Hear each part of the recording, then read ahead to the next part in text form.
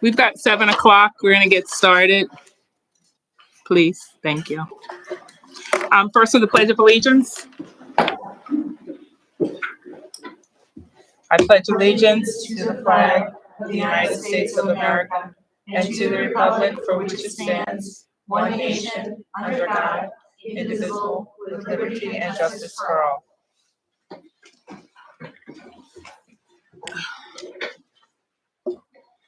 So thanks everyone for coming this evening. In the absence of our chair, Candace Camara, I'll be conducting our meeting tonight. My name is Audrey Ware, for those who don't know me. Just a couple of announcements first. We are now hiring for Kids University summer program positions for camp counselor, senior camp counselor, camp director, camp first aid director are currently open. Information on job descriptions and how to apply can be found on the township's website.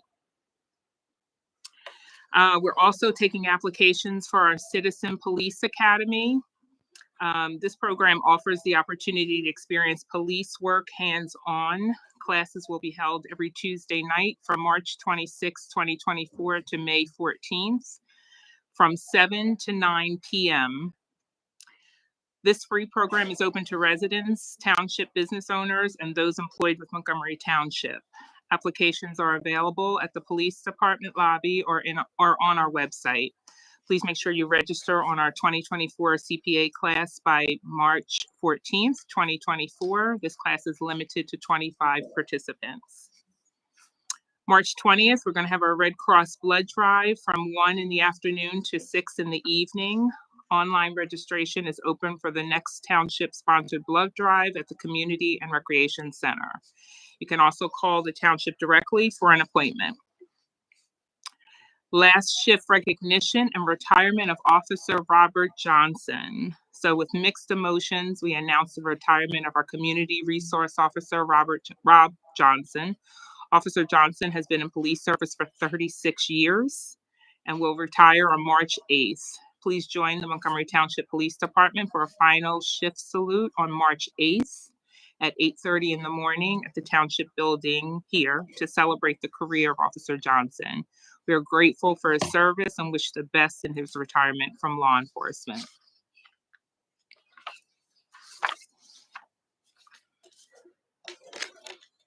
We'll now have public comment. Before we start, I wanted to just because it's the month of February, and I wanted to make sure that we were recognizing and honoring Black History Month.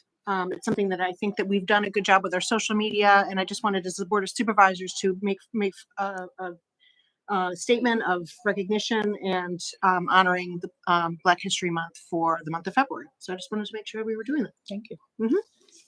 Thanks, Beth. We're going to go into public comment. So at this time, persons wishing to make public comment during this meeting on any items not listed on the agenda may do so. Please come forward to the microphone, state your name and address for the record, and please know that we do have a 5-minute limit per speaker. Is there anyone that would like to make public comment? Come on up.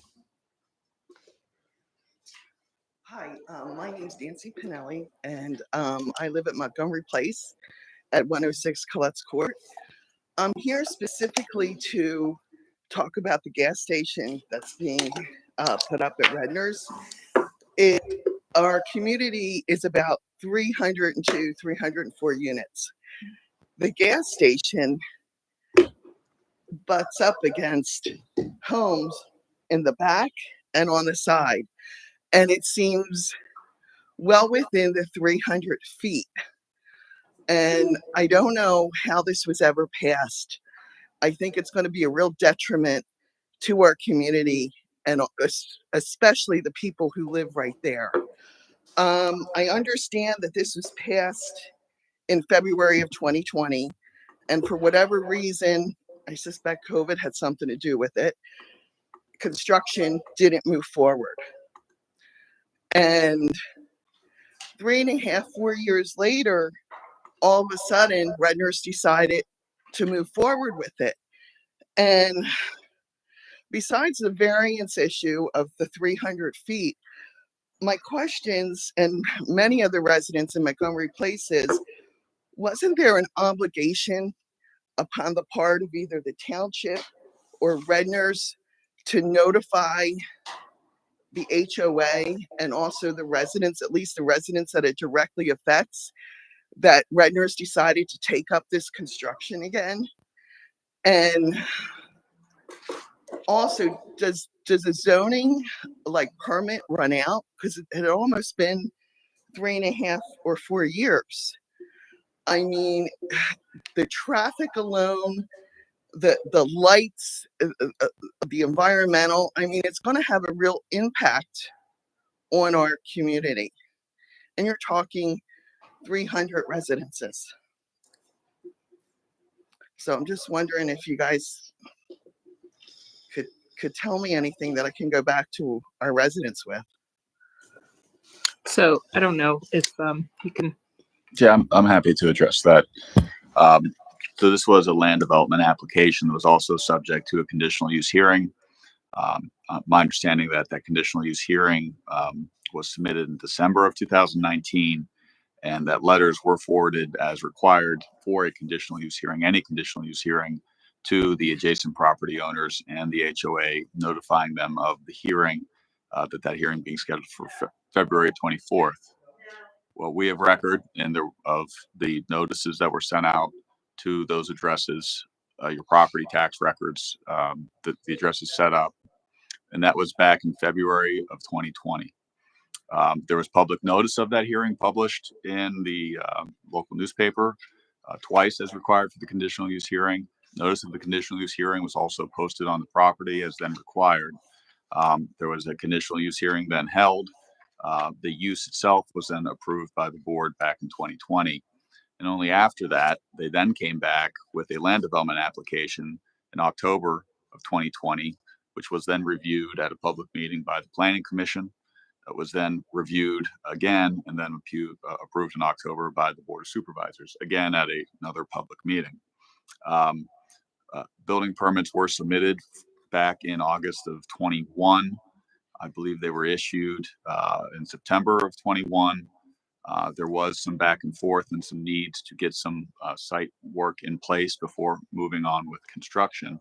And that's what they had been working on. And they did resubmit those permits back in November of 23. There is not an obligation to notify the public when building permits are issued or when construction actually occurs. The obligation to notify the public is when there's approvals for that land development that would lead to those building permits, if approved, and the conditional use hearing, which again did happen. So the second question was, is there a expiration date on that land development or that building for the conditional use? A plan is good for 5 years once it's approved. Within that 5 years, they don't have to go through the new process again, even though they are within that 5-year period. It just means that if there are any changes in the code after that time, they would then be subject to the changes of that code. So it would be a 5-year period from the preliminary or preliminary final approval of that plan, which they are within that period. So. Well, sir, they may have been sent to the management company, but there's no record of that.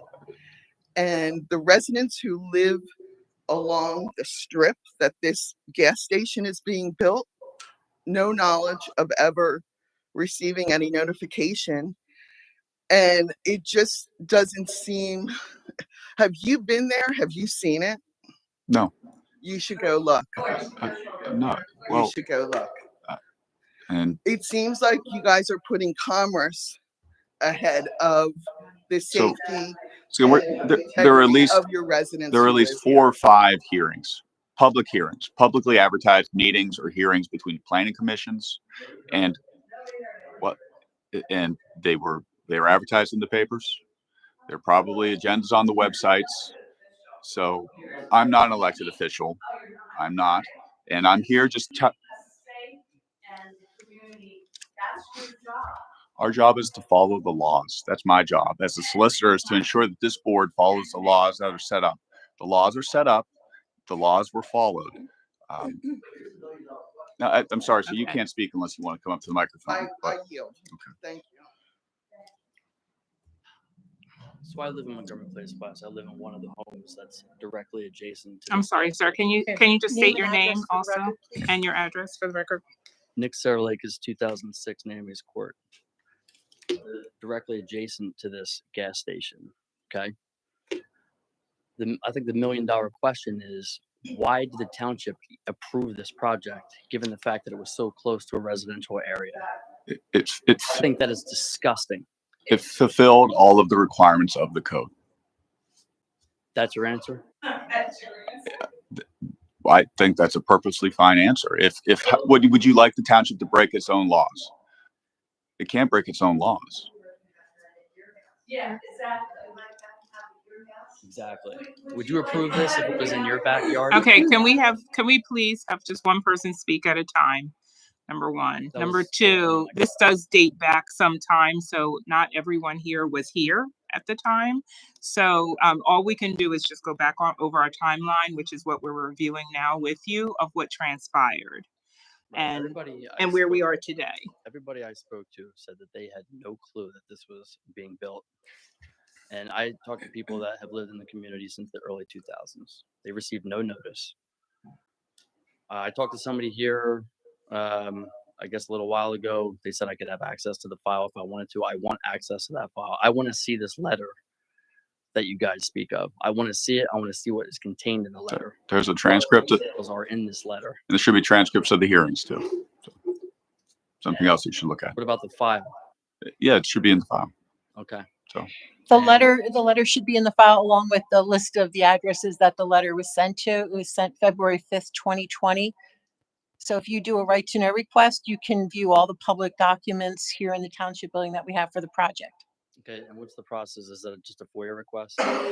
There's a form on the website. You can just fill it out, send it in, and then we'll pull the files for you. Okay. And you said that you've never been over there. Did the township send engineers, design people? Did they send anybody over there to look at this before? Like when they granted the permits, did they send anybody out there? I'm certain that the township engineer was involved, as the traffic engineer would have been involved in the approval of the land development process. Yes. Again, I wasn't here in 2020 myself, but I would gather that based upon the standard practices, the township engineers would have reviewed that process, the plan. And traffic engineer would review the plan, would have reviewed internally to make sure it complied with zoning, and it would compared what was being presented to what our code requirements are. So anybody that went over there and saw this location, they would see that there's an empty parking lot right next to where they're building. Why not build it there? It's right behind the diner. There's plenty of room right there. I'm not an architect or an engineer as to why they built it where they built it. But you're the township and you speak on behalf of the township. What's the response to that? Why would you allow them to build where they're building? What I would say, and again, I'm not familiar with the project. I'm not familiar with what happened in 2019 or 2020. Who is? But who is here back then? Who would know this information? I think the records that would be in this file would have the engineer review records also for that project when they reviewed the application that was submitted. So you can see how they reviewed it according to our code. And if there were any variances or waivers granted, I'm not sure if there were, what the reason would be for that. But well, that's the other question too. If they had to get a variance, why the variance? I'm not sure if they had to get a variance. But there was a variance. I'm not familiar with that. No, we don't know if there was, sir. We don't. Where he's saying if there was, there would be. And if some there was a document. variance, it would have been granted by the zoning hearing board, not this body, because we don't rule on variances up here.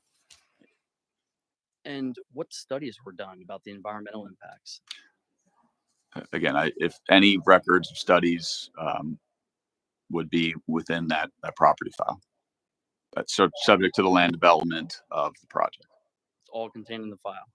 if So I there, can take the file and look at it, and I'll be able to find out all this information, or send it to a lawyer and have them look at it. yeah, I mean, if there is a review letter from an engineer submitted in furtherance of the application, it should be in the file. Like, do you realize the look that this gives All right. Montgomery Do- Township? all right. So can you ask questions that actually have, well, actually, really it should just be public comment, but it seems like you're asking questions that are rhetorical at this point. Yeah. So, it's so open there's to really no public reason to address rhetorical questions. All right. So please make a comment. Well, that was my comment. Imagine the Is- look. Yeah, it gives Montgomery Township a very bad look, because it looks like you guys are just doing this in a very sneaky fashion, and you're going behind our backs. Okay. 2 weeks ago, all of a sudden, heavy equipment just shows up, and they start digging at 6 o'clock in the morning, and nobody had a clue what was going on. That's a problem. I moved in to this community in July of 2020. I was never told that a gas station was going to be built. If I knew that, do you think I would have bought my place right there adjacent to the Redners? No. It's going to reduce property values. Who's going to buy a home right next to a gas station? How am I going to sell my place? The property values are going to be reduced. Nobody's going to move in there with a young family and buy next to a gas station. You all know this. You know this. It's obvious. But you chose big business over the little people. First off, sir, there's Epidemic, two things. Not One, only in this local township, but in the country. sir, there's two things. One, again, this board wasn't all here at that time. So the people you're speaking to aren't the people that made that decision at that time. And two, this board has to follow the code, has to follow the approvals that were given. What is the setback exactly? I'm not aware of the project, sir. And I think the 5 minutes is up, sir. What I am going to say is when you put in your request, you can ask for copies. You use the form that's online, right to know request. You can request copies, then you can take those with you. The township will have a certain amount of days to respond to that, but you can certainly receive any public records from that file. So any And the information minutes- regarding setback? Excuse me, is the in this minutes file? for the public meetings are on the website as well. So once you look through the files and you see what meetings this was discussed at, you can look at the minutes online and you can see what was discussed and if any comments were made among the board or the public at that time. I can't believe nobody on this panel can tell me what that setback requirement is. That's embarrassing. Why? Because you should know this. You think this board should know the setback requirements for zoning districts? Yeah, considering the fact that you called this meeting, and this is exactly what this meeting was about. You should know that. But this meeting is not about your public comments, sir. This is an agenda for this meeting. And this board is not, I don't know any boards that know all of the setback requirements for their zoning district. So I think that's an unreasonable comment. You can be made. Your 5 minutes is up. So please yield the floor. Very specific to this very. This meeting, No, our meeting wasn't, sir. this meeting is not about you, sir, About me and all the other residents. and about the public, right? So let's hear from other members of the public as well. I'm Leslie Simon, and I live at Naomi's Court in Montgomery Place. And I am so disappointed. Every one of you guys that have allowed a gas station that everybody knows, one thing, there's a safety hazard with gas stations. Next to less than 300 feet from 300 plus residential homes. Two, there's a geological implication here with the underground. Okay, I know I'm getting that's a little hard for you to understand. But when they put gas tanks down underneath the ground, sometimes they contaminate the water underneath. Case being, in Doylestown, they had to close down a gas station because it contaminated the water. That's why they don't put gas stations near residential districts. That's a common sense thing. That's a common sense thing. And I am so angry at this board. And I honestly think that whoever signed those zoning permits and was in here they should lose their jobs. Because this is putting my safety at risk, his safety at risk, your safety at risk. And I think that personally, I think money exchanged hands. I think this is corrupt, a corrupt business deal. Personally. And I'm the wrong person to find that out. And I feel like digging deeper and deeper and deeper about this and who signed those contracts. And I think common sense is not common anymore. You wouldn't like a gas station put next to your house. You wouldn't, nobody would. That's just, come on. And I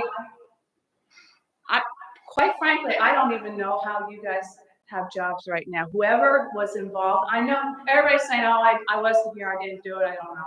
You know, everybody's saying that. I recognize Marianne McConnell there, that name. But your lack of empathy, your lack of knowledge, your lack of anything, and you have jobs in Montgomery Township, and you're the board? What is this, laughing stock? You know, you're on the board? I'm just so disgusted. Thank you. Is there anyone else? Okay, I try to say something else here. Okay, thank you so much, everyone here. So I'm also living that area. I'm sorry, sir. Can you share your name and your address? My name is Mingxuan Fan. Okay, I'm living over there. I'm also a professional engineer. So, and also you just said we have a public hearing. I'm sorry, can you say it again? 2020 is a COVID year. At that area, a lot of public activity is already be limited. No one can sitting inside face to face. We have no idea how those public hearing held. You ask everyone to sit in there, or you setting up the Zoom meetings, or what? No, the conditional use hearings went out in February of 2020, so the hearings actually held before COVID struck. I'm looking at the timeline. Yeah, that's why we say we need to know the details. Who attended that meetings over there? You think you have like 3 or 2 public hearings? Yes. Okay. Those is after the COVID. Not the conditional use hearing. I think the U.S. government sent the board that orders is I think I remember is February or January 2020. Okay, well, I recall it being March. Everyone just March work 13th. from home. March 13th. 13th, 2020. Sir, again, this file should be available for you, and I would think that That's why the you file say- should have a Yeah. transcript from the hearing that will show who attended the hearing, who testified at the hearing. If people came and spoke out in opposition at the hearing, that would be documented. That's That true. hearing would have been held on February 24th, 2020, So after it was I advertised assume prior to that all time. the attendants should be represent every parties. Uh, Like we must have student people sitting there to finish this hearing, not just nobody showing there, then you pass it. It's not that way. Correct? Who attended the hearings would have been anyone who Based on what? No, who will attend those hearings? Is any certain rules or requirements? no. They must be every party is related to this station. There would have been, was it 500 feet within the township would have received, if you have a property located within 500 feet of that property, you would have received a notice. That's why we've been told we never know. It's actually abutting and adjacent property owners. Abutting Are adjacent notified. property owners. Okay, so if your property is abutting adjacent property, then you would have received a notice to attend that hearing specifically, and that's in addition to the notices that were on any agendas that were published ahead of time for the meeting, for the planning commission or for the actual conditional use hearings. The notice for adjacent property owners would have been given through regular mail.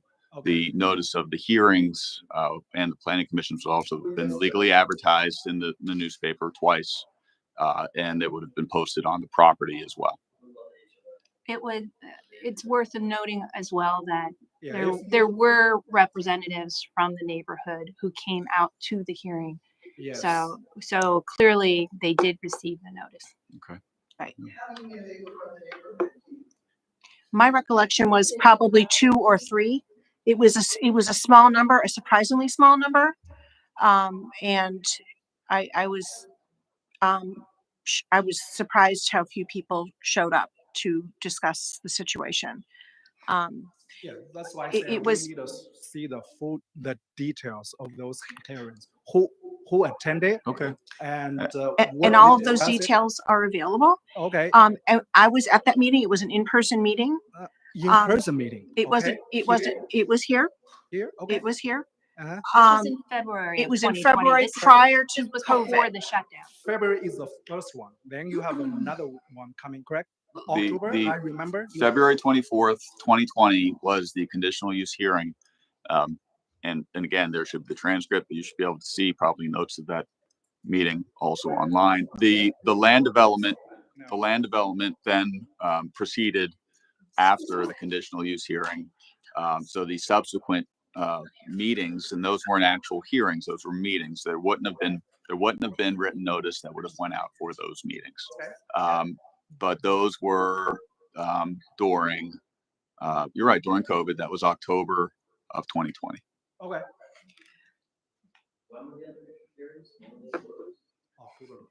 Those are the planning commission and the board. It wasn't a hearing, but it was a meeting like this. We have items on the agenda for approval. There's something on the agenda, land development on waiver on the agenda for approval today, just like any other meeting. Those were in October of 2020. October, you still meeting here?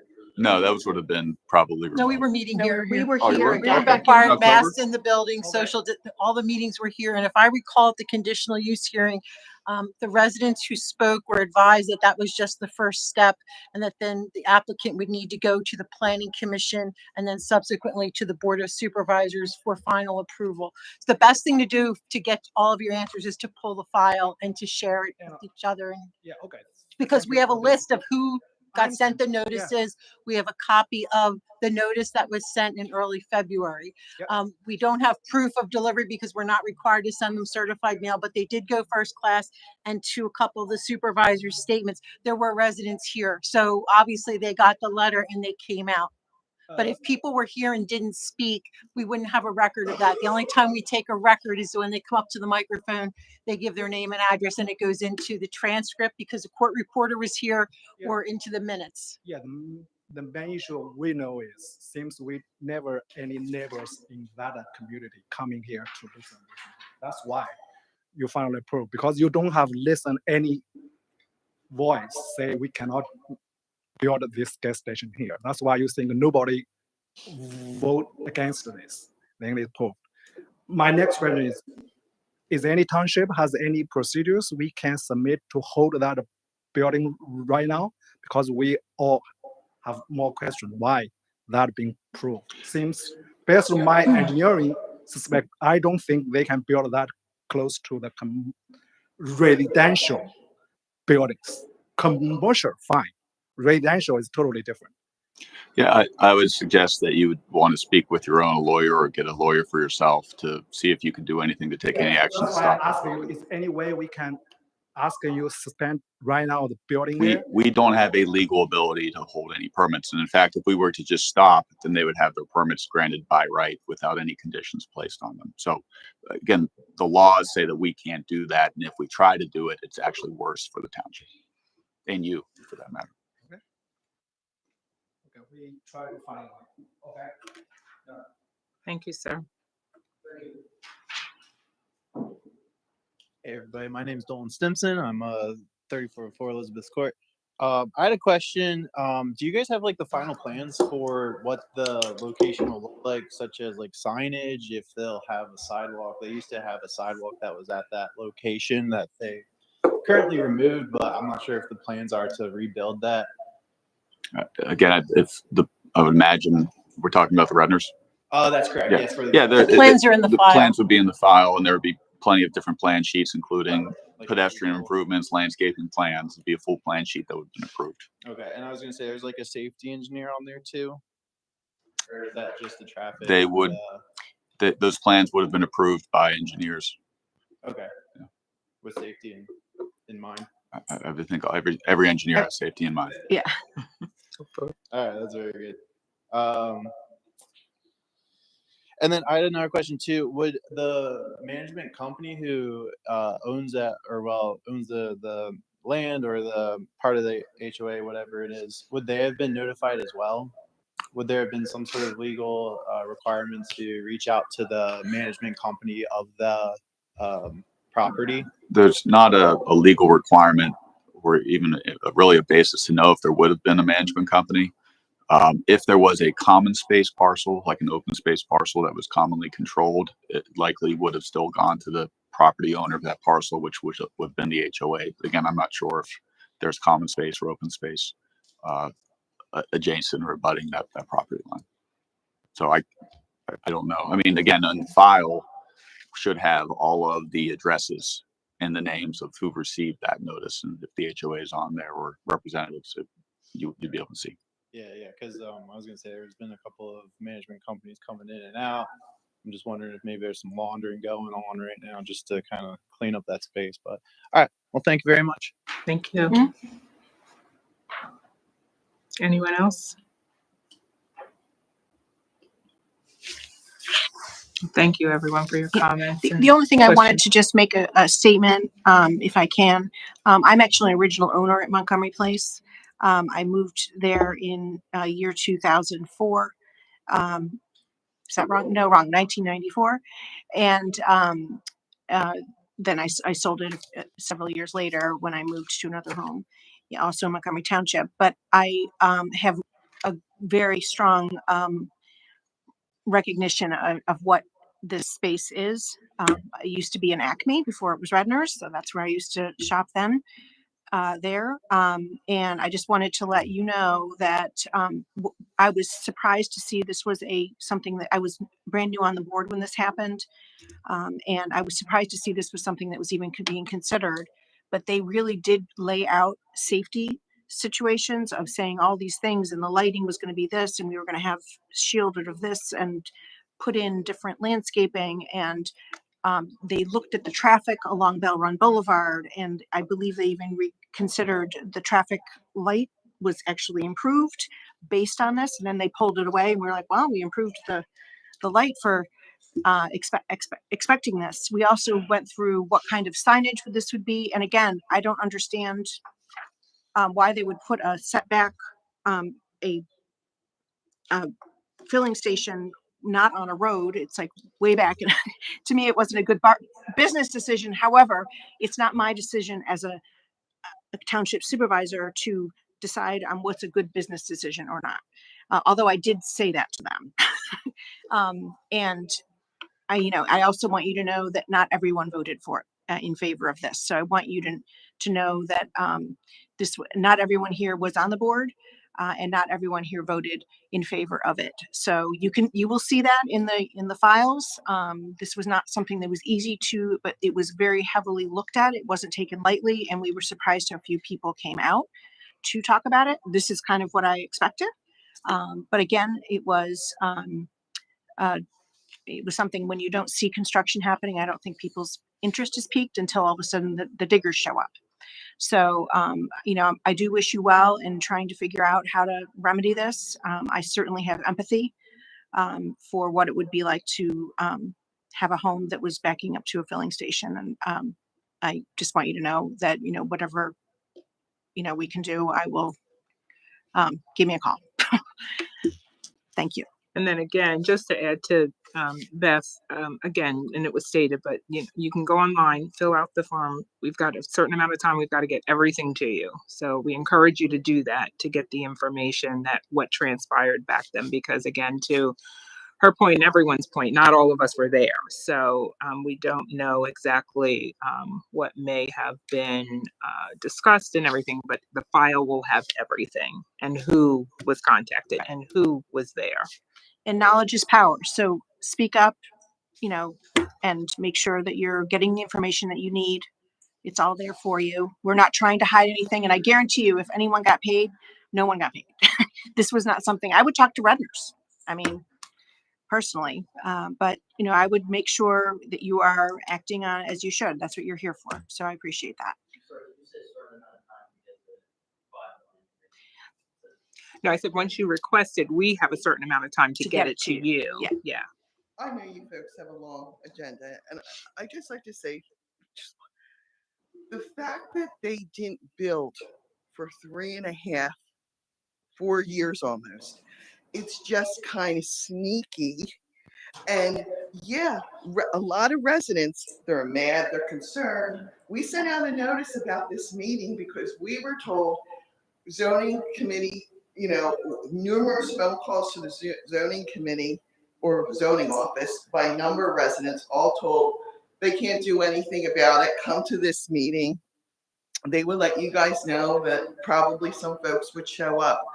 But it's awfully sneaky on Redner's part after 3.5, 4 years to start this and not even be notified. So all due respect, it would be good if you guys look at they're not going to do us any good because it looks like we got a gas station now in our backyard. But to have 5 years for a zoning permit, okay, fine. But in the future, if people wait 2 years, 3 years, it should be revisited because traffic changes, other stores may come in. We should have been notified that they were going to start construction again. And I had known back then, so would I. I would have too. And you keep on saying there's like 2 or 3 here. That's because we didn't get notification. It would, okay, we'll look at your file, we'll probably see a letter. We won't have any proof. I've been at Montgomery Place since 1996. Believe me, if I knew that they were going to build a gas station 2 blocks from where I live, I would have been the first one here knocking at your door. Not to mention the fact that some people around the places, I don't know who the renters received it. They didn't notice anything received. And at that time, do you remember how the post office was having issues with delivery of mail and how sometimes it would take weeks for people to get their mail, their bills, their letters, if they got them at all? But to revamp this construction and not let us know is really bad. And you guys should all go out there and take a look at that gas station. That was approved. You represent the board. You may not have been sitting on it, but you're the board.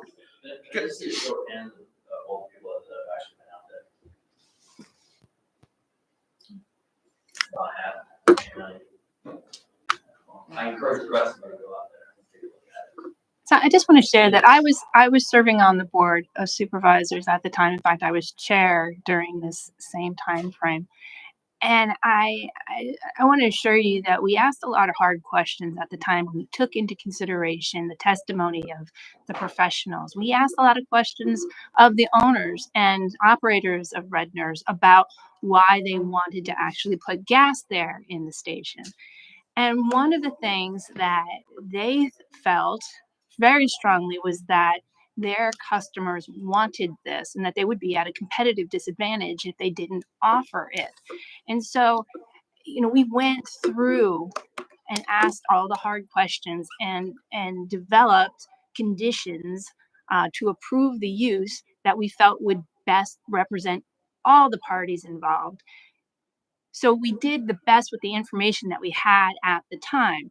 And given the relatively small number of residents who showed up in opposition, I think that's something else that you need to take into That's a little consideration. insulting, Miss And Bamford. I'm sorry. That's so there may, we there may took only be 3 or 4 or 5 that showed up, but it is your job to protect us.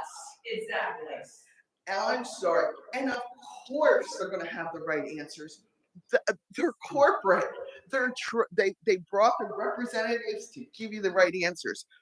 Go down the street. What is there? A gas station. Go the other way. There's another gas station. Go up on 309. There's 4 gas stations. We don't need a gas. They can't even keep personnel in their stores. You got to ring up your own darn groceries. But they're gonna have a gas station, and I'm sure that's going to bring in great clientele to their gas station. So thank you for, I tried to provide you with a little bit of insight into the process, and what I wanted to advise you is that this is something that as consumers of Redners that you can take up with Redners, because they are under the impression that this is something that is desirable of their customers. And if you shop there, this is something that I hope that you will take to them. They just shut down their best client. We don't go there. I would let them. Last Wednesday at 12:30. So where is everybody? I would let them know that. Seriously, give them that feedback. Yeah, don't just not show up. I would say, I did show up. Here's why. Used to show up. I'm not coming because of. Yeah. They don't care about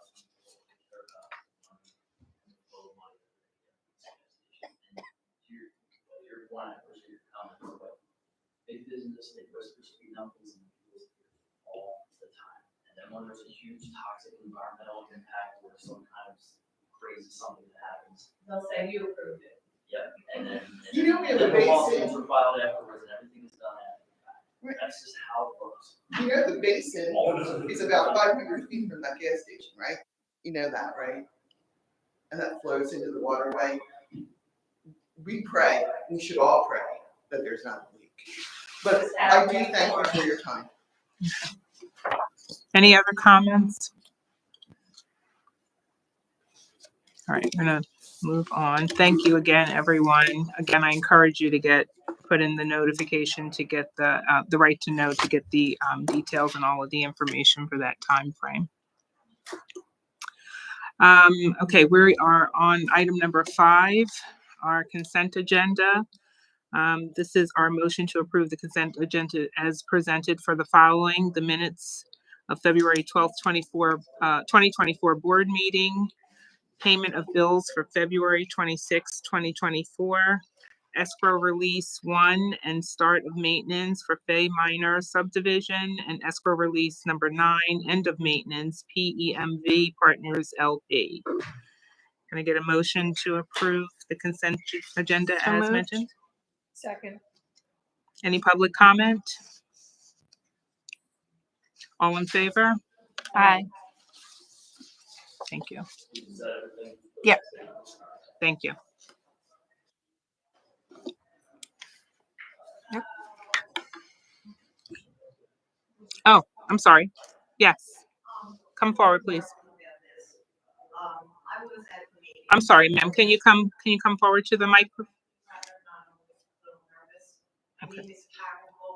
Could we possibly get the mic to her? Yeah, Rich? can we bring you the microphone just so we can hear you? Happens to do with the Redner situation. I was at that meeting on 2020. Okay. And it was a general meeting like this. And I don't live in quite that area where it's being built. I live a couple streets over. I never got anything. I can tell you that, or I would have been here or there when this information was passed on. I can tell you that I've been there 26 years. I live on Marianne's Court, and I happened to notice, okay, on the patch, there was a gas main leak at the Montgomery Commons, okay, and that happened to be on June 5th of 2014 at Redner's. It was underground, and it was a gas leak. And you can look it up on the patch. It was June 5th of 2014. It was Montgomery Commons Shopping Center. An underground fire broke and could not control the large leak because it was underground, said County Township Fire Chief Bill Wegman. Okay, they prepared to fix the damaged main outside Redner's Warehouse Market near Freedom Drive. Okay, and officials had not yet determined the exact cause of the leak.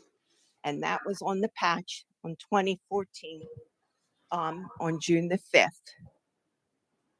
So any comments about that? I might not live in that little area where it's being built. I'm a couple of streets over, and I'm very concerned. You I'm very mentioned, concerned. And just can I yesterday, ask a question? You mentioned that you did come to the meeting. How did you hear about it back then? at that time, the board, the condo association did hold the meeting. Okay. And did send out some notices to people. Okay. Since then, the condo association has changed 3 or 4 times.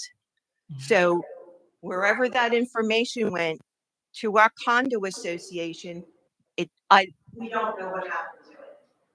I talked to a couple of people in my neighborhood. A handful of people maybe got the notice about today's meeting.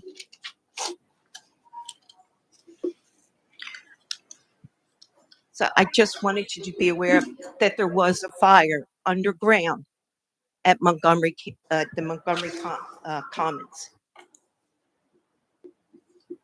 And that's concerning to me because of the children, because of the noise. Redner's is open from 6 a.m. to 10 p.m. Okay? And all that noise and possible gas leaks from people filling up their tanks. I believe yesterday or today in Talon-Menson at the one of the gas stations, a car caught on fire. Okay. Thank you. And thank you. Just wanted to let you know that that's my knowledge, that Okay. there was a gas leak, and it was at Redner's. Thank you for that information. And it's on the patch. It Yep. was June 5th of 2014. Got it. Thank you. You're welcome. Okay. Moving to item number 6. Rich, would you mind grabbing the microphone? The appointment to Environmental Advisory Committee. And Carolyn? Thank you. Good evening. We received an application from Tim Mealy requesting to be considered for appointment to the Environmental Advisory Committee, which has a vacancy. In your packet is his resume and volunteer application. And Mr. Mealy is here tonight to introduce himself and provide a summary of his interest in serving and answer any questions that you might have. Hi, everybody. Hi. My name's Tim Mealy. Just wanted to quickly introduce myself. Can be short and sweet. I live in the township with my wife and 2 kids for the last 5.5 years. I grew up in Warminster, Bucks County. Currently a commercial real estate appraiser. And our family currently utilizes and enjoys a lot of the park and recreational areas here, and like to give back to the community and see if I can be a help. And saw that the EAC was available, and obviously I'm a little nervous, but I'm just looking forward to working with everybody on the team, and that's it. Thank you, Tim.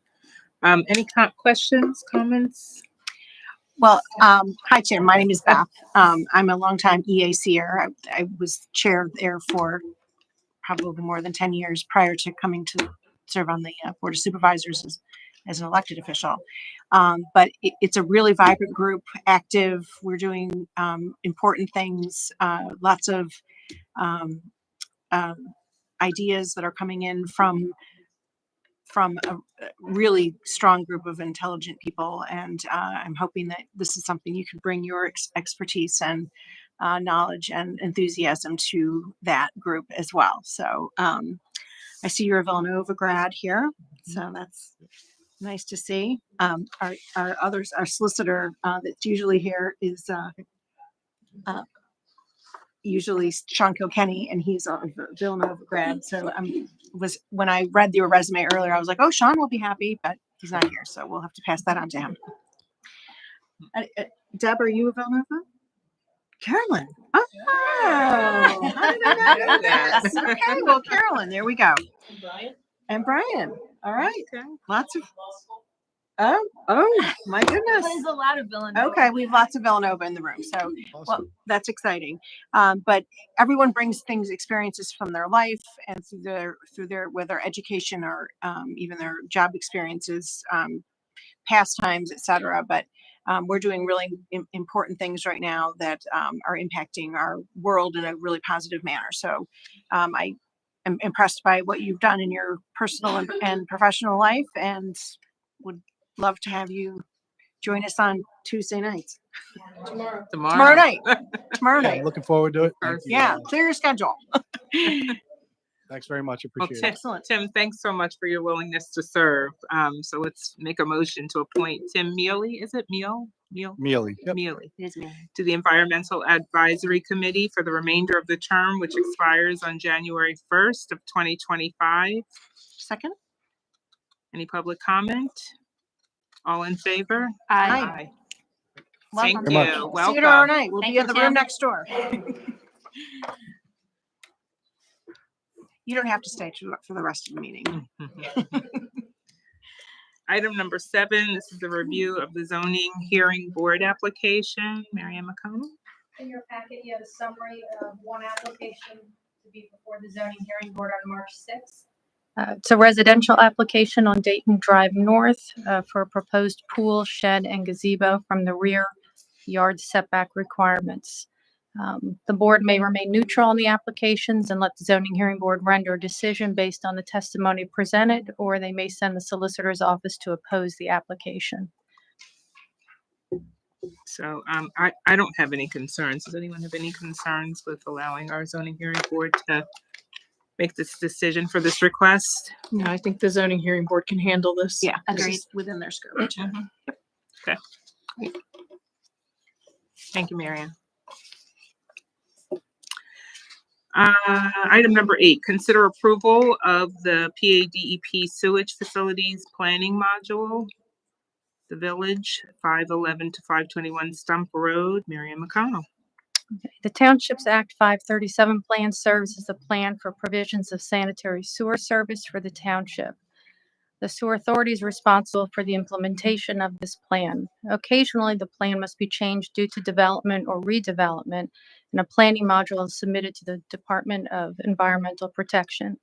This application is for the proposed mixed-use complex at 511-521 Stump Road, and they propose to connect to the existing privately owned Montgomery Sewer Company for treatment and disposal. The plan will be reviewed by DEP for compliance and approval. Township is required to complete component 4A, the municipal planning agency review of the sewage facilities planning module. The Planning Commission during their February 15th meeting reviewed and acknowledged receipt of the application and recommended the Board of Supervisors authorize completion of component 4A as presented. We do have the applicant and their attorney here if you have any questions for them. Any questions, concerns, committee? Ms. Kearney, if, I believe we have public comment. Oh. From Hamburg Rubin. Thank Here on behalf of the applicant, Harry Hassan from the applicant is also present, and Nicole Gambone from Fred Ebert's office is present. She's the one who actually in November sent the letter in reference to the planning module. Ms. Kearney, this is sort of a unique situation with the private plant. Isn't something that we have elsewhere in the township. Can you please explain to the board how, if at all, this application relates or how it's different because you have a private plant? Say the last thing you said. How is this application affected by the fact that you have a private plant, or it's being private treated. It's not going into the publicly treated water Correct. facilities. As part of the, and I don't know if you have it in front of you, as part of the narrative that was part of the planning module, there's also attached to that the settlement agreement made back in, I believe, the 1980s or early 1990s. 1988. It was 88. 88. Yeah. And as part of that, it indicates that Montgomery Sewer, which is the name of the private plant, could only treat the village, what was at the village, and the orchard. So they couldn't accept, in the settlement agreement, you will see that they had treated a David Cutler community for a short period of time, but then were cut off from that.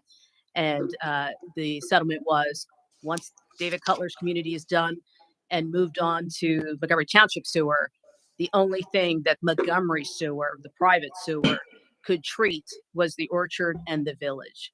So Mr. Ebert's office and Ms. Gambone have put together that narrative that indicates, as you'll recall, you have done a zoning text amendment, and there's been a conditional use hearing for redevelopment of the village. The restaurant would remain, and on page 2 of that narrative, they show building 1, building 2, and building 3, and the apartments at commercial use. So Mr. Ebert's office figured out the flow, the EDUs and the flow that would be treated. But again, only the village and the orchard are treated by Montgomery Sewer, and they have to meet the terms of the settlement agreement. But they still have to go through DEP. You still have to file the planning module as you would with anyone else, and DEP will also review this. There seems to be some question about the calculation of the EDUs. Can you address that, please? Yeah, and it might be better if Nicole comes up, but this issue also came up at the Planning Commission. So when you look at the attachment that Nicole's office had done, they're figuring out the flows. So what the Montgomery Sewer is allowed to have is 150,000 and 150,000 gallons of flow. So when they're figuring this out, Fred and Nicole are showing you on there, the total proposed flow is 3,485, but you have to subtract out the existing flow. So the additional net flow is only 2,115. They are well below what they're permitted to have of that 150,000.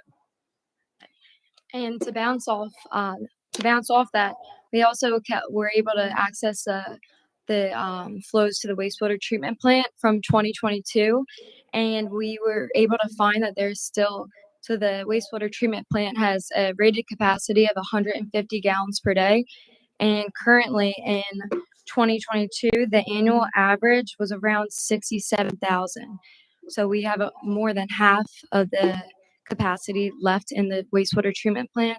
So the additional net flow from this project of around 2,115 gallons per day isn't going to overrate the wastewater treatment plant. And the reason for the full sewage facilities planning module is basically to prove to the DEP that this project is consistent with the Township's Act 537 plan. So basically that's why we're here tonight, because the Board of Supervisors needs to approve that this project is consistent, and basically it's just another DEP regulation. How else is that plant regulated? Is it under the PUC control as far as if it was failing, if it needed some sort of revisions to, how would it be cited? How would it be cleaned up? It is PUC regulated. Yes. Has it been fined? Have you received fines through the DEP or any other regulatory agency? Harry has. It's also inspected and certified by DEP. So it's not just the PUC, it's also DEP that comes up with those periodic inspections. In fact, the last time we had one, which was a while ago, they said no violation. So we're going to move the DEP sets up.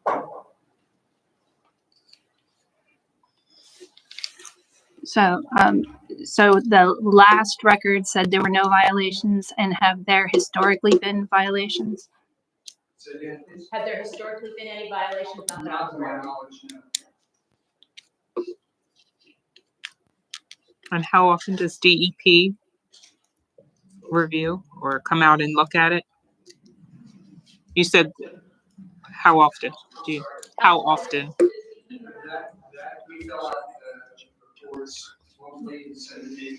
Okay. And they determine if they take inspections. They just come out. Okay.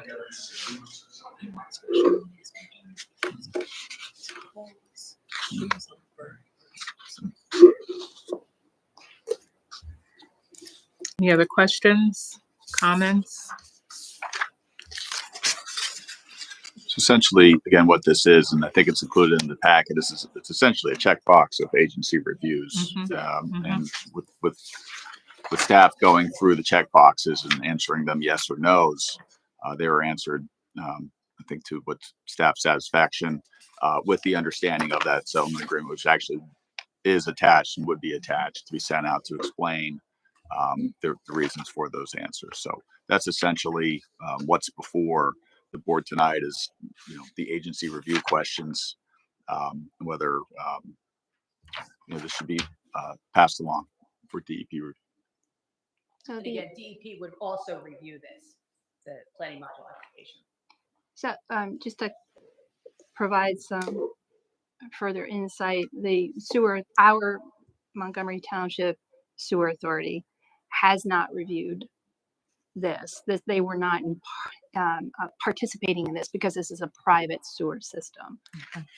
So they weren't actually aware that this was on the agenda this evening, and weren't really given the opportunity to weigh in prior to this being placed on the agenda. So just kind of give you that, but they don't really have any standing in this either because it is a private sewer. But I think it would have been helpful to have their input and insight into this application.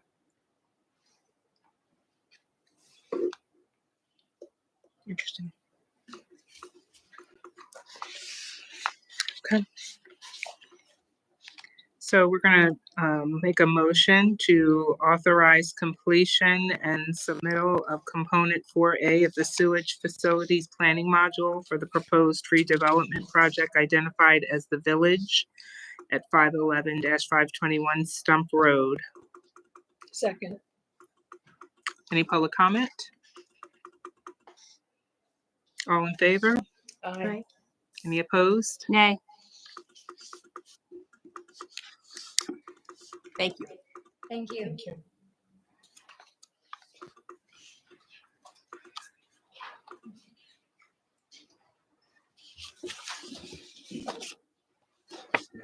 Okay, item number 9, consider waiver of full land development process worldwide stereo at 140 Demore Drive. Marianne McConnell. So the property sits within the limited industrial district and is currently improved with a one-story warehouse and associated paving and parking areas. The applicant proposes to add 2,987 square feet of additional paving in the rear of the lot to aid in truck circulation for the loading docks. A rain garden has been proposed to manage runoff from the increase in the impervious coverage area. The applicant has requested a waiver of the full land development process for this proposed project, and he has reviewed the consultants and township letters and has submitted a response letter complying with all comments noted. Due to the size and nature of the project, we recommend granting the waiver of the full land development process per the review letters attached. Any questions from the board?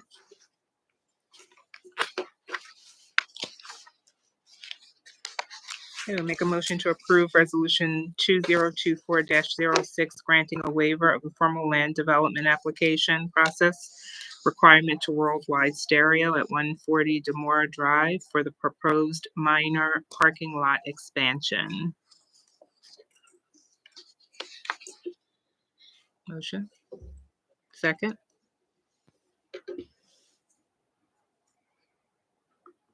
I guess I'll second it. I don't like paving, but. Any public comment?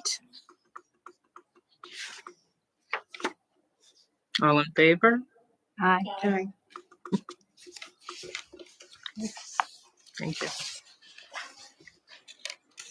Item number 10, authorization to advertise amendments to zoning ordinance, chapter 230. Mary Ann McConnell.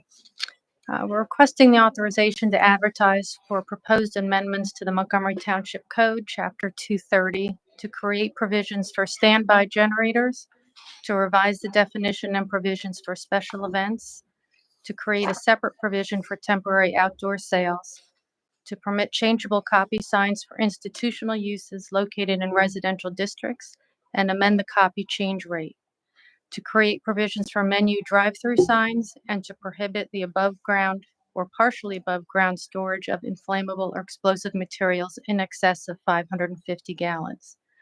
Township staff and consultants have had the opportunity to review the details of the proposed text amendments, and during their September 23rd, 2023 and February 15th, 2024 meetings, the Planning Commission unanimously recommended the Board of Supervisors authorize the advertisement of the proposed ordinances as presented.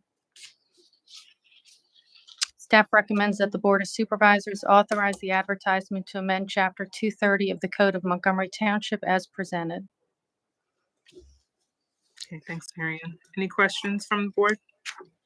Mary Ann, can you just give the board a little bit of a sort of a background on the genesis of why these changes are being proposed? Over the years and during zoning reviews, certain situations kept coming up where I was always sending people to the zoning hearing board for standby generators, which are now becoming more common. They weren't so common several years ago. So we wanted to set up some provisions so that I'm no longer sending them to the zoning hearing board for setback requirements. Same thing with menu boards and drive-through signage. We didn't have a provision for that in place. So any restaurant that wanted to put in a drive-through menu board had to go to the zoning hearing board. The changeable copy, our rate, I think, was once per hour, which was a little excessive. So we brought it back down to where the billboards are, once per 20 seconds that the message can change. As far as allowing them the changeable copy in residential, we were only allowing it for schools that happen to be in the residential district, some of which already have them. So the code is kind of catching up to allow the changeable copy there as well. Special events we did previously discuss, and the temporary outdoor sales where we had some confusion on whether outside businesses or they had to be businesses registered in the township. So that kind of cleans up that language as well.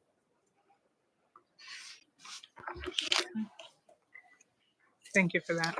And the above ground storage tank is a direct result of the applicant that came before you.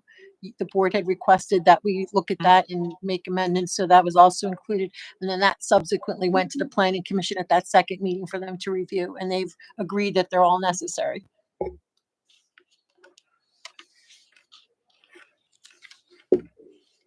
Okay. Any other questions? So I'll make a motion to authorize staff to advertise the proposed amendments to Chapter 230 of the Code of Montgomery Township as presented. Second. Any public comment? All in favor? Aye. Any opposed? Thank you. Item number 12, the authorization for traffic calming installation, Grays Lane. Gray, great. Okay, good evening. In April of 2023, the police department received a complaint for excessive speeding on Grays Lane in the area of Cove Circle. The Highway Safety Unit conducted a traffic study confirming the validity of the complaint and presented recommendations to the township staff and township engineers. After extensive discussions, it is the recommendation of Gilmore and Associates, a township engineer, that traffic calming measures in the form of chicanes be installed in 2 locations on Grays Lane. Attached are price quotes for the purchase of the Pexco chicanes, anchor bolts, and signage, along with the cost of the contractor for the line striping, totaling $7,578.42. The installation of the Pexco chicanes and signage will be completed in-house by our staff. So at this time, it would be our recommendation, the Board of Supervisors approve the authorization for the purchase and installation of the recommended traffic calming system on Grays Lane. So are chicanes like speed bump? It's Like not a speed bump. So in the packet, it's included, there are pictures. So basically, if you've gone up 309, you'll see where Berge Road has been cornered off. This is going to be similar to that. Oh, okay. There's also a map that's attached in there where you can see how it's going to have like a bump out, and the lines are going to be painted to coincide with that. And it's just to slow the traffic down along that passageway. The speeds were excessive after the highway safety unit went out. They put their speed trailer out there multiple times just to make sure that this is a warranted. I think it's also worth noting that we've applied some other traffic calming measures already on that same road, and we've put crosswalks and additional signage along the road, and it continues to occur. So this is a persistent issue that I'm happy to see that we're addressing. And Chief can kind of probably talk to this as well. Some of the speeds were in excess of 70 miles an hour. Wow. If that's. And I just want to it thank was- Ms. Bamford for was it- noting that, because it is really important. We meet monthly and we address complaints as they come in. We look at all options, what's going to be cost effective, what's going to be effective in, the goal of reducing speed. That is the number one complaint that comes in, is that it's not the flow of traffic anymore. It's not the volume of traffic. It's the speed and recklessness of drivers, which is going to lend itself to segue up the highway safety officers when they come up later. I think it's also worth noting that on Grays Lane, oh no, actually it wasn't Grays. It was Grays where it intersects with Canterbury, where there was a student hit. Two students actually struck by a vehicle as they were waiting for their school bus. And if I misspoke on the actual miles per hour, I do apologize, but I know it was excessive. So I'm looking. I'm trying to pull my traffic study. Sorry. It was excessive. And I think It was excessive. as to the manager's point, we did notice a definite change post-COVID where people just really started to get a little heavier foot. And when they did the traffic complaint and actually did the speed study, we did find it was excessive enough that it did warrant additional measures to be taken, this is where we are right now as far as embracing this traffic calming method to see where this takes us. What should the speed limit there be? I think the speed limit there is 25. Right? 25. 25 along Yes. there. It's residential, so yeah. Correct. People are doing 50, 70. Yeah, it was. I do remember it was excessive for the area there coming down the hill.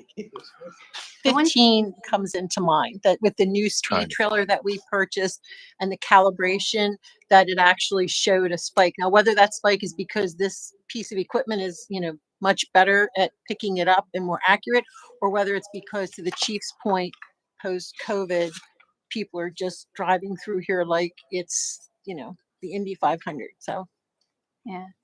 So one of the things that I would note though is even before, and you can even see on the map where we have those crosswalks at Forest Trail and Grays Lane. When we put those in, there were some complaints from neighbors, believe it or not. And as many people were really thrilled to see that we took those measures, there were others who also complained very vociferously at the time. And so I would just advise that we over communicate about this to the neighbors in that area. If we could please send notifications. That would be, I think, a great way to maybe ward off complaints. And even reminding them that there have been children affected. Like, let's not have that happen. sometimes all it takes is one post on Facebook, and then somebody picks it up on Nextdoor and all the other ones. Next thing, it just takes on a life of its own, and the whole township will be aware of it. It's similar to the rapid beacons. We didn't tell everybody in the area, but word of mouth came out, and then we saw postings and people concerned about the illumination, and then that, those lights were installed and the illumination is much better even in the fog, and people will get used to it. But if you're going to promote a walkable community, we have to do our part to make sure that people can try to walk safely as well. I agree. And there are so many people who use that roadway. I'm not even suggesting that we try to get to all of them, with a direct mail piece. It would be cost prohibitive besides the fact, but if we could, alert people in the immediate vicinity who live, along Grays or right there at the intersection of like Grays and Forest Trail and, the various crossroads right there, I think it would be helpful to us.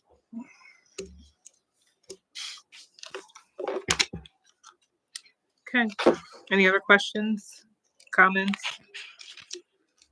I'm going to make a motion to approve the authorization to purchase and install the recommended traffic calming systems on Grays Lane. Second. Any public comment? All in favor? Aye. Thank you. Item number 12, request authorization to purchase a grounds master mower. Okay, in 2024, the Public Works Department is scheduled to purchase a new Groundsmaster mower to replace a 2002 Jacobson HR 9016 mower. Staff is proposing to purchase a Toro Groundsmaster 5900 mower as approved in the 2024 Capital Investment Plan. The 2002 Jacobson mower will be sold on municipal bid following delivery of the new Toro Groundsmaster mower. Attached is a quote dated February 14th of 2024 from Turf Equipment and Supply Company, an authorized vendor under the CoStar's Cooperative Purchase Program, to provide the requested equipment at a total cost of $135,514.06. As of the time, the price is guaranteed, barring any unforeseen delays in availability. The equipment meets the specifications prepared by the department. A total of $140,000 was included in the 2024 capital investment plan to purchase a Groundsmaster mower. So it would be our recommendation at this time, the Board of Supervisors approve the purchase of the 2024 capital investment plan. And I think we always ask this question. Do you have any idea on expected delivery? I heard it could be up to 15 months is what we're hearing, but it could be a little bit sooner. Depending on availability, if other people cancel out on their orders, or kind of up in the air. Any other questions? Okay, I'll make a motion to approve the purchase of a Toro Groundsmaster 5900 model 31698 mower from Turf Equipment and Supply Company, an authorized vendor under the CoStar's Cooperative Purchase Program, at a total cost of $135,514.06 per their quote dated February 14th, 2023. Second. Any public comment? All in favor? Aye. Thank you. Request authorization, Greg Reef, to purchase 2 zero-turn mowers. Okay, in 2024, the Public Works Department is scheduled to purchase 2 new zero-turn mowers to replace a 2012 Kubota mower and a 2017 Kubota mower. Staff is proposing to purchase 2 Toro Z Master 7500 series zero-turn mowers as approved in the 2024 capital investment plan. The 2012 and 2017 Kubota zero-turn mowers will be sold on municipal bid following the delivery of the new Toro Z Master mowers. Attached is a quote dated February 14th of 2024 from Turf Equipment and Supply Company, an authorized vendor under the CoStar's Cooperative Purchase Program, to provide the requested equipment at a total cost of $56,924.70. As of the time, the price is guaranteed, barring any unforeseen delays in availability. The equipment meets the specifications prepared by the department. A total of $54,000 was included in the 2024 capital investment plan to purchase the zero-turn mowers. So again, it would be our recommendation the Board of Supervisors approve the purchase as per the 2024 capital investment plan. Not that this could happen, but I just have a question. If, like, just say, so we approve for the 56,924, and then 15 months from now, or not even 15 months, 6 months from now, it's 50,000 more. I'm exaggerating, but just say, would we then have to come back to approve that additional? Okay, I didn't know if there's like Absolutely. an, A material, any material change Material. like that, we would come back. yeah. So that's what I guess that's really the question. What is deemed a material change? And that's a finance What- director yeah, question. I'm what happy to amount? brief.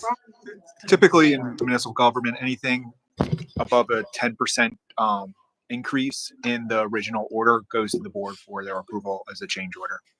Okay. Thank you. Okay, and then just a question on the Kubotas and the Jacobson from the prior one. We're good for the next season, that we're not concerned with losing any of this equipment in the middle of the season? Our existing equipment, we're good. Yeah, we should be We're fine. gonna- Yeah, Okay. yeah, we'll be okay on that. Yeah, we have very good mechanics. I will say that. So we have two very good mechanics that are very capable of keeping the stuff running. So yeah, I'm gonna say I mean, it we is should be what it is okay. as far as when we get it, but want to make sure that we're covered for what we need to do during the Yes. upcoming seasons as well. Yes, yeah. Are these mechanics on staff or are they, do we outsource? We have two mechanics in-house, and then if something is above them, which there's not a whole lot, but some of the big projects, we will outsource, but we try to do as much as we possibly can in-house. I'm sure that saves us a lot in the end. It in the does. long run. Yeah, thank you. It does. Okay.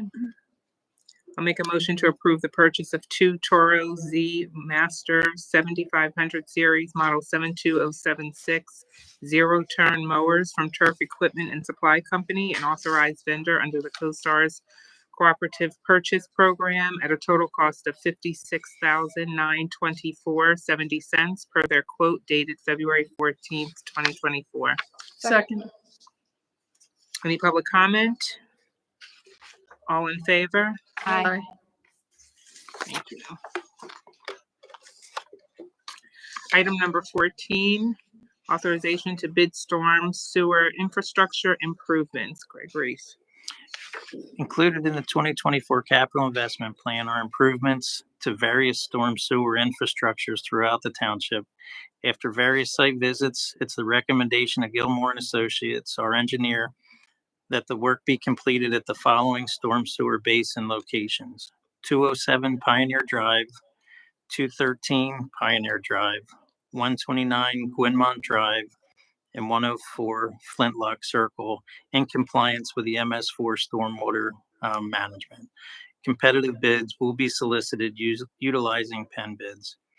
A total of $305,500 has been included in the 2024 capital investment plan for stormwater improvements.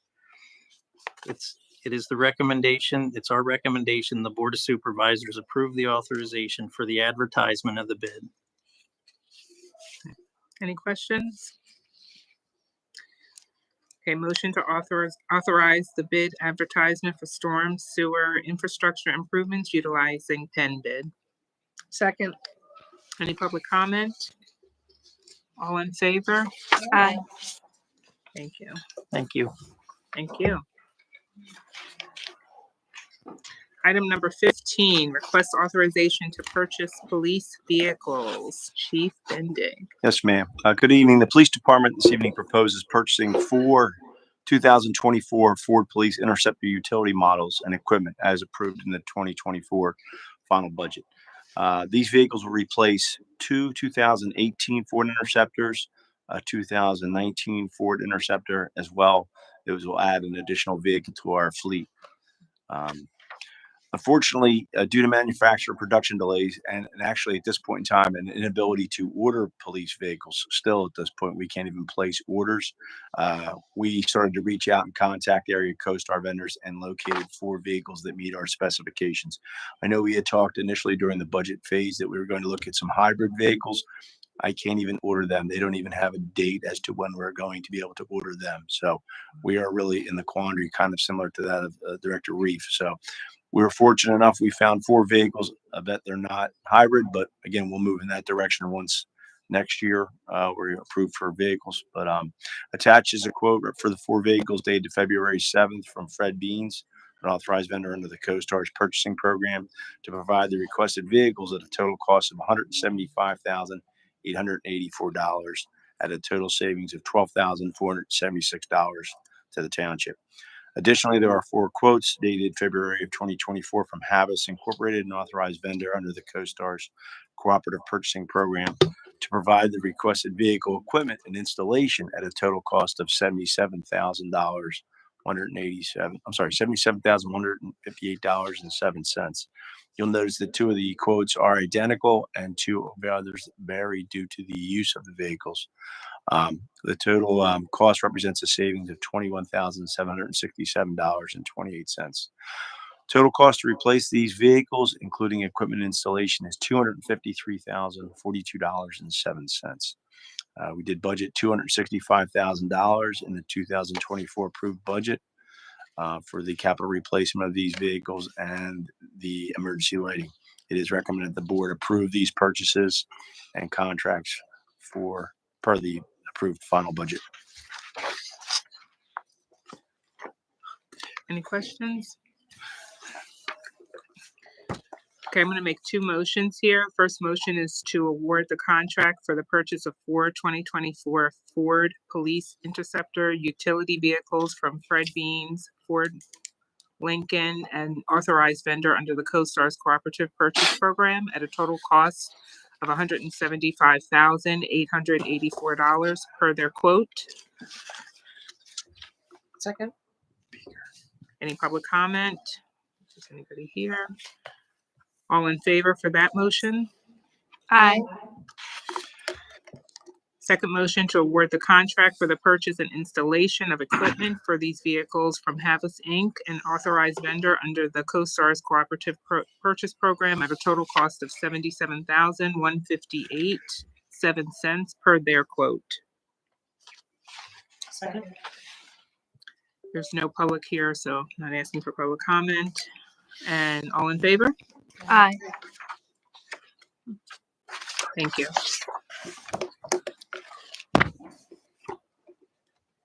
Item number 16 is to consider the adoption of ordinance 24-338, amending code to create massage establishments. Chief Bendick. Yes, ma'am. On January 22nd of this year, staff requested the authorization to advertise for amendment to the code to create a new chapter entitled Massage Establishments.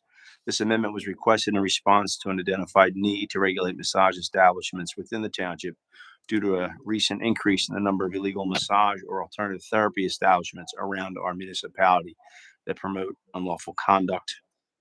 After input from the board and review by our township solicitor, staff is presenting the proposed ordinance for adoption, amending the township code general legislation to create this new chapter. You will find that additionally, we did add the provision requested regarding the minimum distance of 1,000 feet was also added as requested by the board. So this evening, it is recommended the board, or we are requesting that the board authorize the actual passing of the amendment. And if you have any questions. I know there was a question at the last meeting about a fee. We looked at what the state is charging, and then we looked to see if there were any other municipalities that are regulating it. And I spoke to Mary Ann, and we believe $100 a year is a reasonable fee to charge for these establishments to register. Thank you. Okay, I'll make a motion to adopt ordinance 24-338, amending the Township Code Part 2, General Legislation to create a new chapter entitled Massage Establishments. Second. No public comment, we don't have public here. All in favor? Aye. Aye. Thank you. Item number 17, authorization to advertise for an ordinance amendment, bridge weight restriction. Chief Bendick. Yes, this evening staff is requesting authorization to advertise for amendment to the Township Code under Chapter 222 for vehicles and traffic. Staff also recommends the amendment to that section, specifically speed limits and weight limits penalty. Last year, an engineering study was undertaken by Gilmore and Associates on two culverts located on Knapp Road between Norway Drive and Valley Brook Drive. To maintain the structural integrity of the culverts and the safety of those traveling over them, Gilmore and Associates have recommended that the maximum speed of all vehicles driving over the culverts be reduced to 15 miles per hour and their maximum weight be restricted to 18 tons. And yes, a school bus will be okay. We checked with the district, so they are good. Additionally, recent state and county bridge construction projects on Route 152 and Lower State Road and Stump Road project over Little Neshaminy Creek have resulted in the recommendations by state and county officials to repeal the current weight limit restrictions on those at those locations, bridges that are currently in our code. After discussion and review with our township solicitor, staff is presenting the proposed ordinances for comment and review to address these recommendations. If acceptable, staff is seeking permission to advertise for an amendment to the township code to reflect these recommendations. So how do you monitor weight restriction? Like how So is that monitored? these two young gentlemen in front of you are always looking for different things to poke holes in. And this was something that had come to our attention some time ago as far as this particular area. And we were trying to determine what exactly, if there were any issues or concerns. And Officer Byrne actually went under the bridge and took some photographs, and we realized that maybe we might be looking at a problem. So that spawned the conversation with Gilmore at our traffic engineers meeting, at which time our manager requested them that they go out and do an engineering study resulting in finding this. We are fortunate enough that most of the other bridges in the township, again, pretty much every one of them are actually controlled either by the state or the county, and they do regular inspections, and they will let us know if they need to, if we need to amend those weight restrictions on those bridges.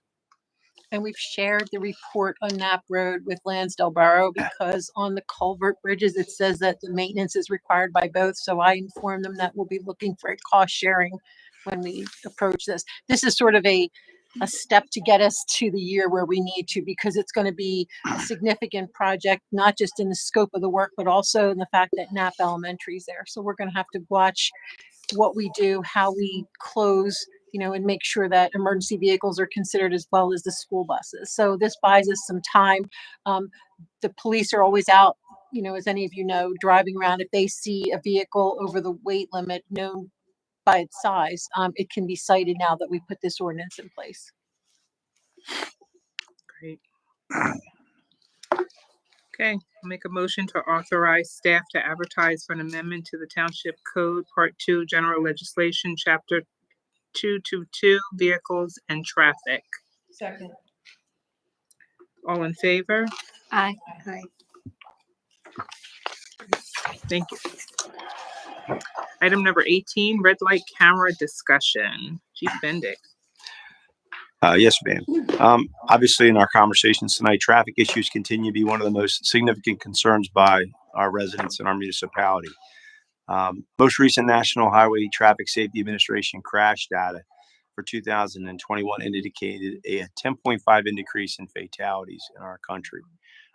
As far as our municipality last year, we took 425 traffic complaints that would be related to people's driving behavior that they felt warranted contact with the police. Also last year we had 1,007 crashes, which we were down 3.6%, but that is consistent with around 1,000 a year. Unfortunately, last year we had 2 fatalities related to traffic crashes. As part of our holistic approach to traffic issues in the township, our municipality aggressively adheres to what are called the 3 E's of traffic management in an effort to mitigate our crashes and traffic related complaints. The first part is education.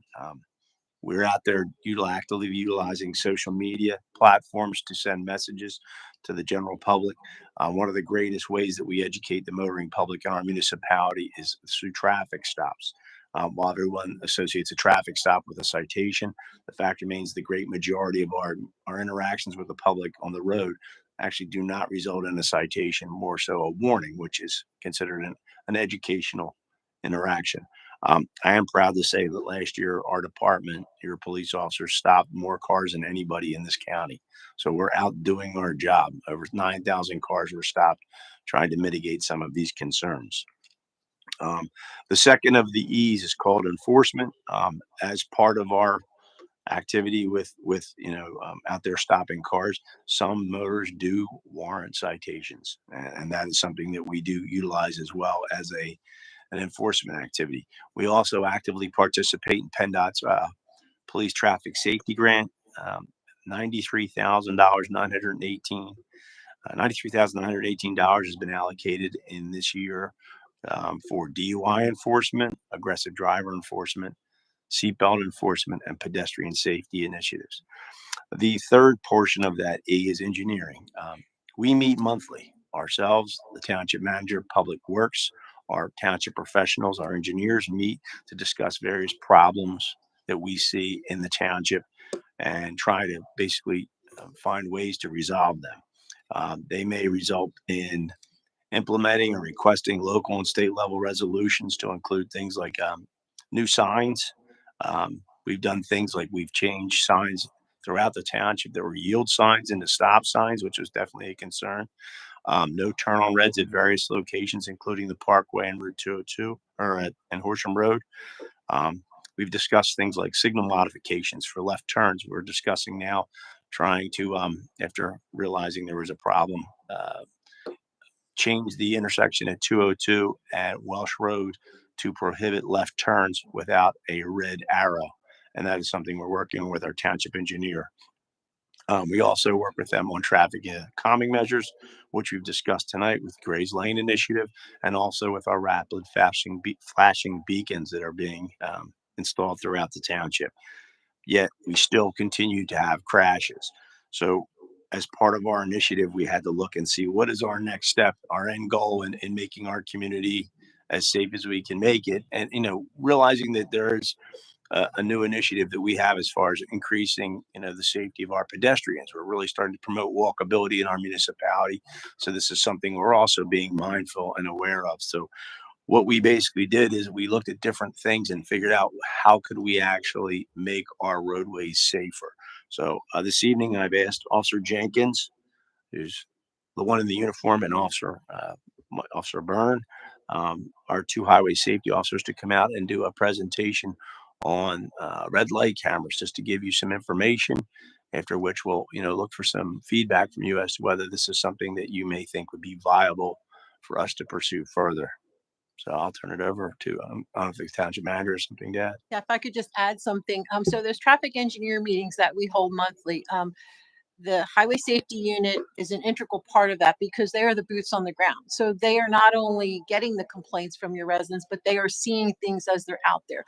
I'm sure a lot of you have been out there at an intersection where you see people go through red lights and you think, where's an officer when you need one? Boy, why can't they deputize me? I sit out here just at this intersection. But the reality is, a department of our size, we don't have those resources that we can just take these two gentlemen, put them, you want them in your neighborhood, somebody else wants them. It just doesn't work that way. And they look at all the tools available to us, and to Chief's point, education is critical, but, we went with, getting another traffic control device so that people can see what their speed is, and it gives the perception that we are monitoring, where it moves around, it doesn't stay static in one area.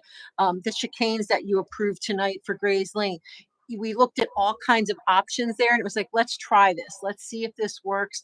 One, if it does, then we can use as a model for other areas of the township. The highway safety officers looked at this, did their research, brought it into a meeting. It was discussed at several meetings, actually, with our traffic engineer present, with public works there. And I think you're going to find the information eye-opening tonight, and I think it's valuable. And what we're looking for ultimately, at least what I am, is consensus from the board to continue moving in this direction, with working with the solicitor on it as well, because we will need to put an ordinance in place. But I didn't want this to be put off any longer, because I think it's really critical, especially as the weather starts turning. We're going to see more and more motorists. We're going to see people on bikes. We're going to see people with strollers. We're going to see people walking. Anybody who's out here sees the amount of pedestrian activity. You know, you'll see people coming, and we've talked about this when we looked at the mall area and putting pedestrian, you know, safety measures in there. There are people who are walking, and you can tell where they're coming from by the bags they're carrying. It doesn't take a rocket scientist to see someone carrying a bag from Ulta who's actually walking along North Wales Road to Montgomery Glen and then crossing over into the neighborhood on the other side. So I'm really grateful for all the work they've done. This township is so fortunate to have these committed individuals here, because it's not a sexy thing. You know, it's nobody wants to see the red lights, you know, pull up behind them, but it's critical that we do this and that we listen to them and, you know, consider moving forward with it. Thank you. Thank you. Good evening. So the Montgomery Township Highway Safety Unit is proposing the installation and use of an automated red light enforcement system. When we talk about automated enforcement, you're essentially talking about the use of camera technology to enforce red light violations at high-risk intersections. The primary purpose of this automated enforcement is to improve safety at those intersections where red light violations are problematic. ARLI, for short, was first approved for use in PA in 2002. The first cameras became operational in 2005 in Philadelphia. In 2012, the legislature expanded the program to municipalities, and Abington Township became the first municipality to employ automated enforcement in 2014. They now have 3 separate intersections under automated enforcement. Last year, both Warrington Township and Bensalem Township approved automated enforcement, with Warrington installing 2 cameras at 2 separate intersections. How are intersections chosen that use automated enforcement? PennDOT actually conducts a review of intersections over a 5-year period and identifies those intersections with a high number of vehicle crashes, as well as those intersections with a high number of angular crashes where red light violations are a contributing factor. Additionally, the municipality only qualifies for an automated enforcement program if the population exceeds 20,000, and the police agency is accredited by the PA Chiefs of Police Association. Montgomery Township meets both criteria. The program itself is entirely regulated by the Pennsylvania Vehicle Code. Within Montgomery Township, PennDOT has identified 7 intersections with a high number of vehicle collisions where red light violations are problematic. You can see these 7 intersections. You probably could have guessed which ones they were. Of those 7 intersections, the 2 intersections with the greatest number of vehicle collisions are Horsham Road at 202 Parkway and Route 309 at North Wales Road.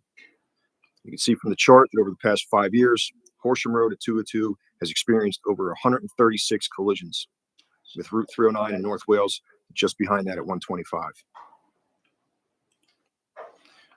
When looking to introduce a new program, we want to know, does this actually work? These are the statistics from Abington Township's first 7 years utilizing automated enforcement. As you can see, Abington Township has seen a reduction in all collisions ranging from 22 to 28%, with a 34% reduction in collisions that result in injuries.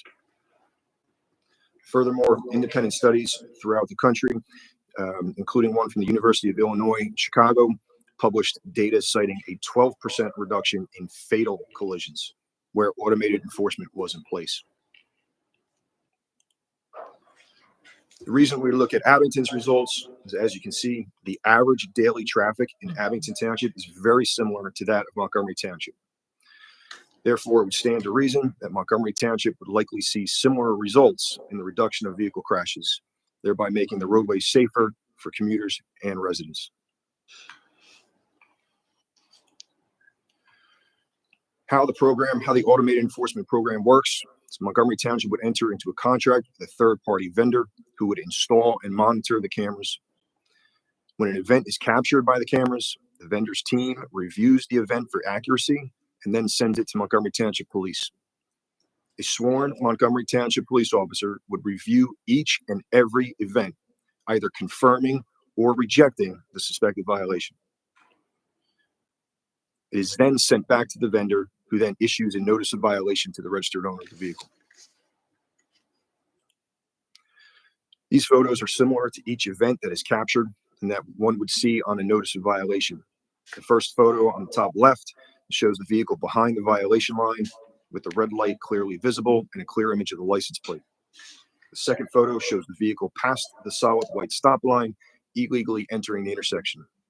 In the third photo, the vehicle is shown fully through the intersection. So a short video of the event is also captured, and a link to that video is sent to the violator with their notice of violation. This is an example of what the automated system captures and what the alleged violator would be able to see. So they get to actually see themselves violating. If they, you're correct, if they click the link and view the video, this is what they would see. Wow. Don't fight the ticket. Whoa. Whoa. Well, that's compelling. And there's the pedestrian. And there's a Yeah. person. The fines imposed for violation using the automated enforcement system are statutorily set at $100. These fines are also of a civil nature, not criminal. This means that no points are assessed for the violation.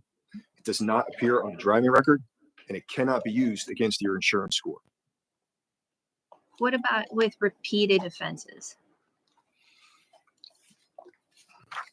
Does it escalate to criminal at any point? It doesn't. No. It does not. does not. No, I have the list in here next to it. I just have to glance at it real quick. It does not. Each violation is $100. $100, and it's all civil, and there's no points. That's correct. Okay. Just a note on this: if an officer were to observe a violation and write a ticket for a red light, the fine is a minimum of $170 plus 3 points on your driving record. It's a bargain. And it adds up. Financial impacts, implications to the township. As for the cost to run the program, to the best of our present knowledge, all costs to install the cameras and to get the program operational is borne by the vendor. Police personnel will be needed to manage the program, to approve or reject the violations, and to attend hearings if necessary. However, the entire program is funded by violators. Montgomery Township receives no revenue from the program. However, the township can recoup its administrative costs of utilizing personnel. Any funds above and beyond the township's administrative costs are sent to PennDOT to fund future traffic safety grants throughout the state. As with any new piece of enforcement technology, there will be complaints and there will be pushback. Some of the common complaints that we've seen so far: it's an invasion of privacy. The law requires that cameras only take photos of the rear of the vehicle, which cannot be used to identify the occupants. The law also requires that photos are destroyed within 30 days of final disposition. There may be complaints that it's simply a way for the township to make money. It's a revenue generator. Again, that is simply not true. As I already stated, the township receives no revenue above and beyond what the administrative costs are to run the program. The law also requires contractually standard fees for the vendor that cannot be based on the amount of violations. There may be some complaints that we've tampered with the yellow light cycle to increase violations.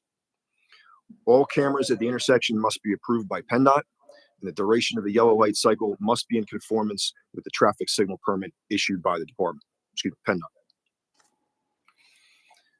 There may be complaints that the automated enforcement actually increases rear-end collisions. Well, PennDOT continuously evaluates crash data to ensure the reduction of crashes, to ensure that this program is viable, and especially to reduce angular and rear-end collisions. Of course, with any piece of technology, there may be complaints that cameras make mistakes. Technology makes mistakes. To ensure mistakes are not made, all sites are inspected on a recurring basis to ensure the equipment is working properly.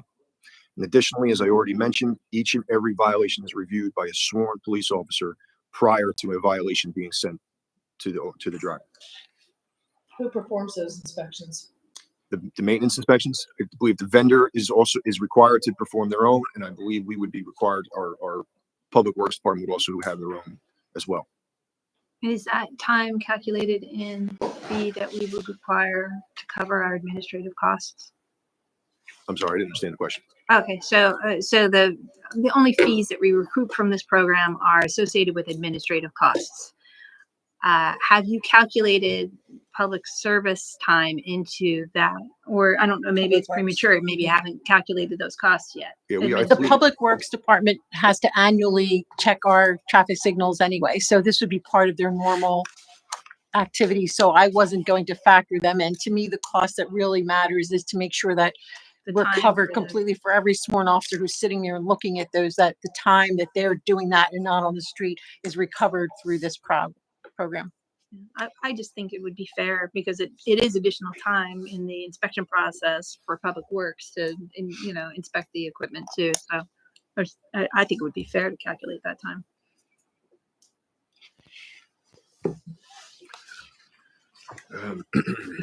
Can I ask a follow-up question? So to the administrative cost, possibly to the officers that have to look at each of these. Did you guys get any data from Abington or anywhere, like approximately how much time is spent on the officers that have to look at each? If I remember, we did speak with Abington officers directly. If I remember correctly, it's essentially a couple minutes per violation is spent to actually review each one. So it's really not time intensive. Okay. It would just be us managing the time appropriately. Mm-hmm. And have you spoken with any of the people who are actually reviewing the videos? I actually think it would be kind of interesting. But is there any pushback in terms of the actual execution of the work? Have any departments encountered any kind of reluctance on people's part? Yes, again, the only one we really could speak to Abington being that they were enforced. Warrington just came on last year, so they really are in the infantile stage of their program, so they have really no experience to speak to. However, Abington officers, we are in contact with weekly for various reasons. We have spoken with them, and some of the pushback that they get are actually the things that I just mentioned too, right here. Things that are listed up here as well. So they have heard public comment that it's an invasion of privacy. It's a moneymaker. But they've been able to defeat all of that. Abington does a very I just good meant job. from the officers who are tasked with reviewing the video, all the incidences. Is there? Does it create any kind of workflow bottleneck, or are they pretty good at They reviewing manage the it? time very well, and it doesn't seem to create any additional problems for them as far as their workflow. Okay. But since we are on the topic of Abington and creating pushback, if this is just Abington's website, they create a huge public information campaign around it, which we would plan to do as well, almost to the point of mirroring their website, where they go into very detailed. Can you not see that? I'm sorry. Yeah, we have them there. I'm sorry. And I think I have to shut the PowerPoint down, but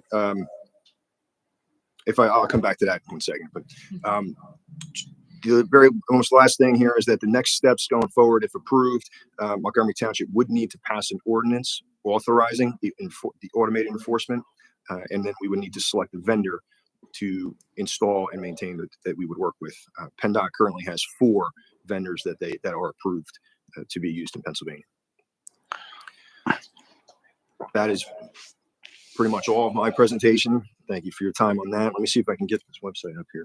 While you're trying to get the website, I was going to ask our solicitor, can I put you on the spot, and can you explain your role to the board with regard to the program? So since 2014, I've been the Abington Township Red Light Camera Hearing Officer. So we call it a quasi judicial capacity, where if someone does appeal their ticket, it does come to me for a hearing. It's not a real hearing. It's more of a conversation about, what happened. And then if they're unhappy with my decision, then they would appeal me to a district justice. I've never been appealed 10 years, but so I serve in that intermediate step. So I've seen hundreds of these videos. So and talking with the people that come in. Two things. First of all, thank you, gentlemen. This good information. I promise I'm a good driver, but of the recipient of a few of these, not in our area, but in Philadelphia, I will tell you that it does till this day, and I'm talking years ago that I used to kind of get them seem like on a regular basis. Till this day, when I'm going in those same areas, it comes to mind, and I'm like, I'm slowing down and I'm, paying attention. So there's a lot of value add to these cameras. And I was wondering if it was just going to be a picture sent, and to me, you can't dispute it. It used to be an absolutely beautiful picture of the back of my vehicle. Beautiful. And my license plate, and they would send a blow up picture of the license plate, and I mean, you couldn't deny it. So, and you see the light was red. I'm really a good driver. Believe me on this.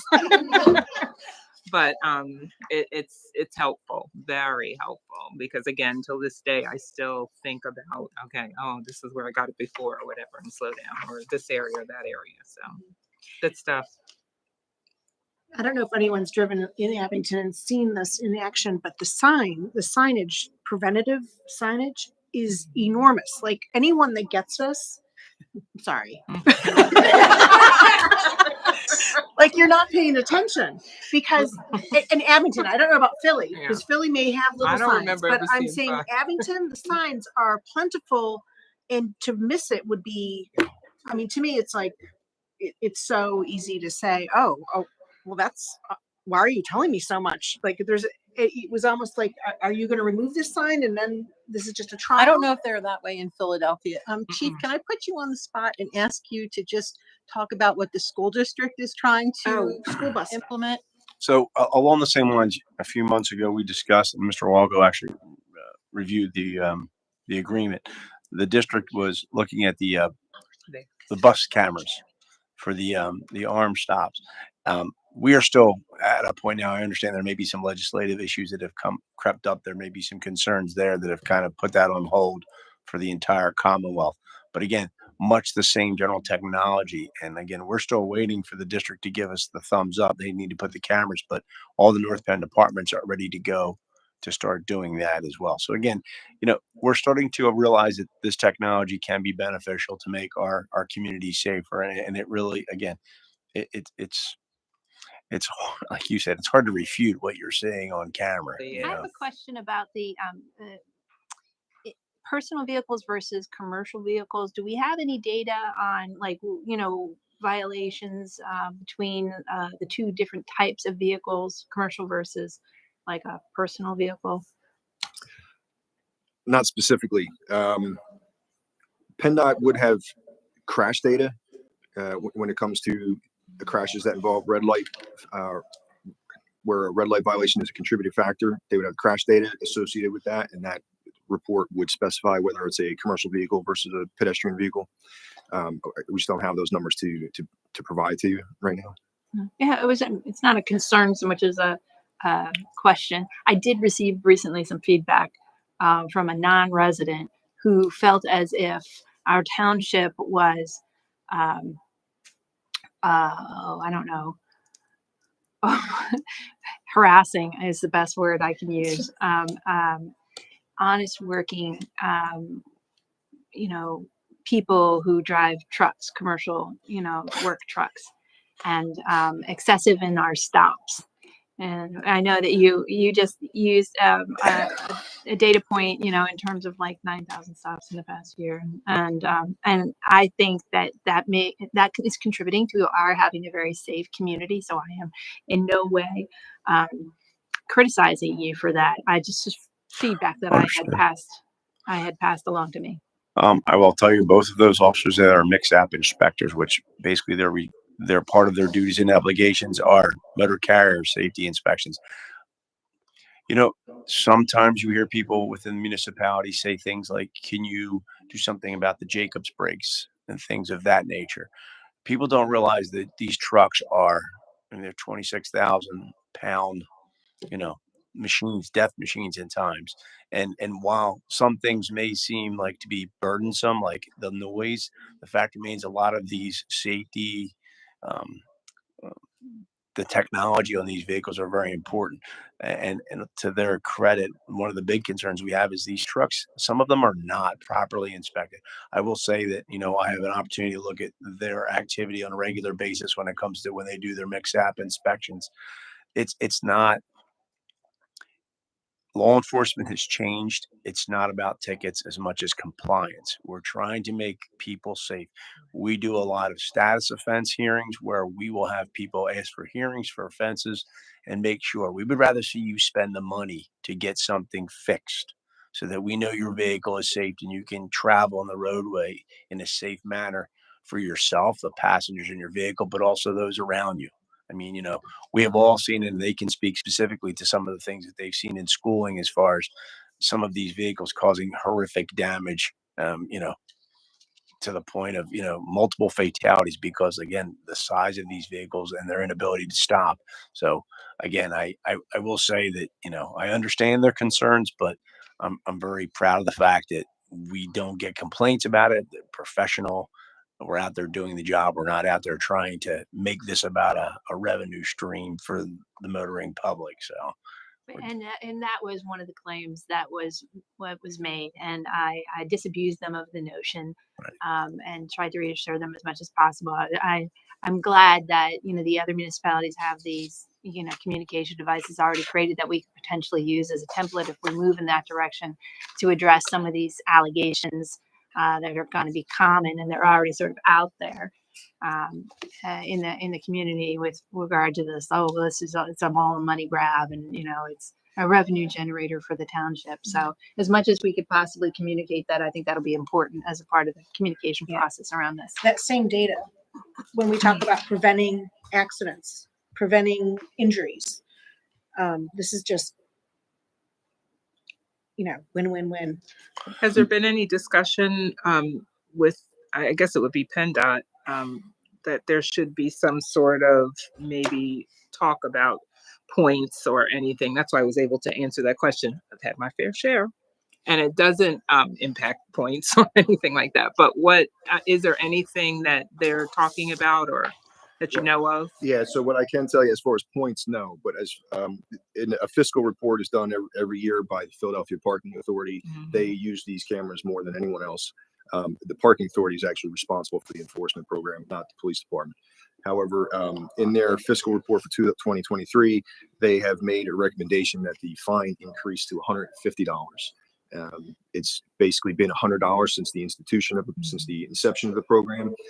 It hasn't been raised, so they're making the recommendation, I think, yet again, that it should be increased to 150. However, to the best of my knowledge, I know nothing about points being assessed. I think they're all still staying on a civil platform, which would not assess points. And that's also in line with the other vehicle code sections for automated enforcement for speed as well. Speed enforcement is in place in Pennsylvania, mostly in construction zones, also in Philadelphia. Again, it's considered a civil violation, not a criminal. So as far as affecting your driving record, I don't hear any talk about it, them changing. Maybe Mr. Walco might have some further information on that. I'm not aware of any discussion about changing the fine one way or another. One of the issues I always have is that it has to be a set fine. I mean, there are people that I've probably dismissed the ticket, even though they clearly violated it because they said they've waited for an hour. They've driven in from Philadelphia on a rainy night, snowy night, and they said, I just can't afford $100. And we walk the video. We understand why they got the ticket. They know they put out their whole night to deal with this, and so we dismiss it. Give them a second shot. Now, if I could find them guilty, $20, I probably would, but I can't. Mm-hmm. So their time and their effort is what they have to suffer in that situation. So that's always the option as well. And in Abington, part of the process is, and particularly where two of the lights are close to Abington Hospital, sometimes you'll have people coming in saying, my wife's having a baby. Into the hospital. I was wondering about that. And all they need to do is follow up with the police at some point in time. And usually they have some sort of a documentation for it. And then they'll just withdraw the citation. So there's a you don't have to show the baby, but they're not going to have them show too much. But one of the I think the differences between the counties, including Montgomery Township, that moves forward in Philadelphia, is that Philadelphia is seen as this bureaucracy that doesn't listen to you, and you don't get a fair shake. And you don't want to get mixed in with that black hole. Whereas here, they are sort of trying to make sure that the right result happens and listening to you as a person and treating you individually on what happens to it, which I think is important to note. The other thing that I think is important to note is you get these citations not if you're already in the intersection, not if you're almost on the line or over that line. You will not get a citation. You get that camera goes off when it's clear that you go over that crossbar that's there. What that videos will show. So you really don't have to worry about getting caught in the middle of an intersection or stuck behind somebody. You really have to know that you're going over that crossbar, or you're following too closely and you can't see what's ahead of you, and you just keep going. But and we've I used to have about 20 hearings every month. Then it went down to about 20 hearings every 2 months.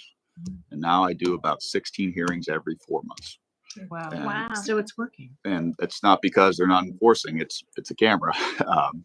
And maybe people aren't as appealing as much, but they're probably just not getting tickets. So it's not just the injuries and the crashes that go down, but it's actually people who are running those red lights go down. And for every one appeal that I get, there's 100 people paying the tickets because they know that they did something wrong.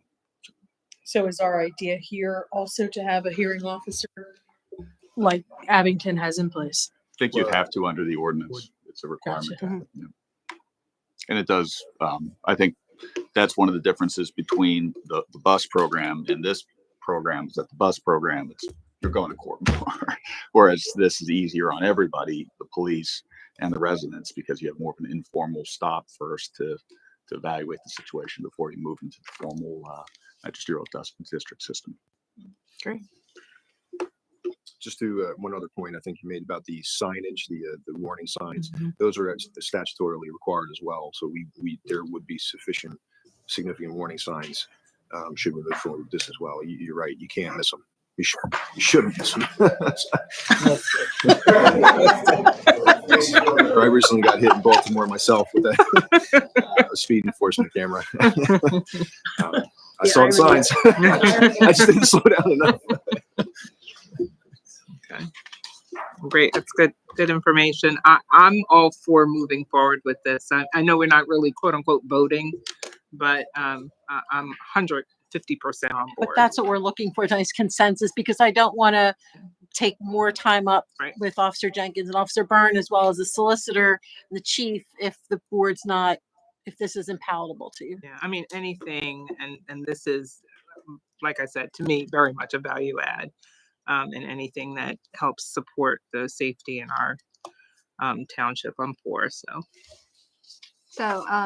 everybody in favor, everybody in support? Yes, so, yes. Excellent. Board of Signs. Thank you, gentlemen. We're meeting this week, traffic engineer, so we'll update and then we'll move forward. Thank you very much. Thank you for the Thank you presentation. both. Thank you. Okay. Item number 19, new business department reports. This is when our township has prepared the reports for the month. Additionally, this is an opportunity for staff to bring any items forth to us. And this month, I think Public Information Coordinator Derek Muller, yes, will provide updates on the township's public information initiatives to engage its residents in the role of the public information intern. Thank you. Great. Thank you.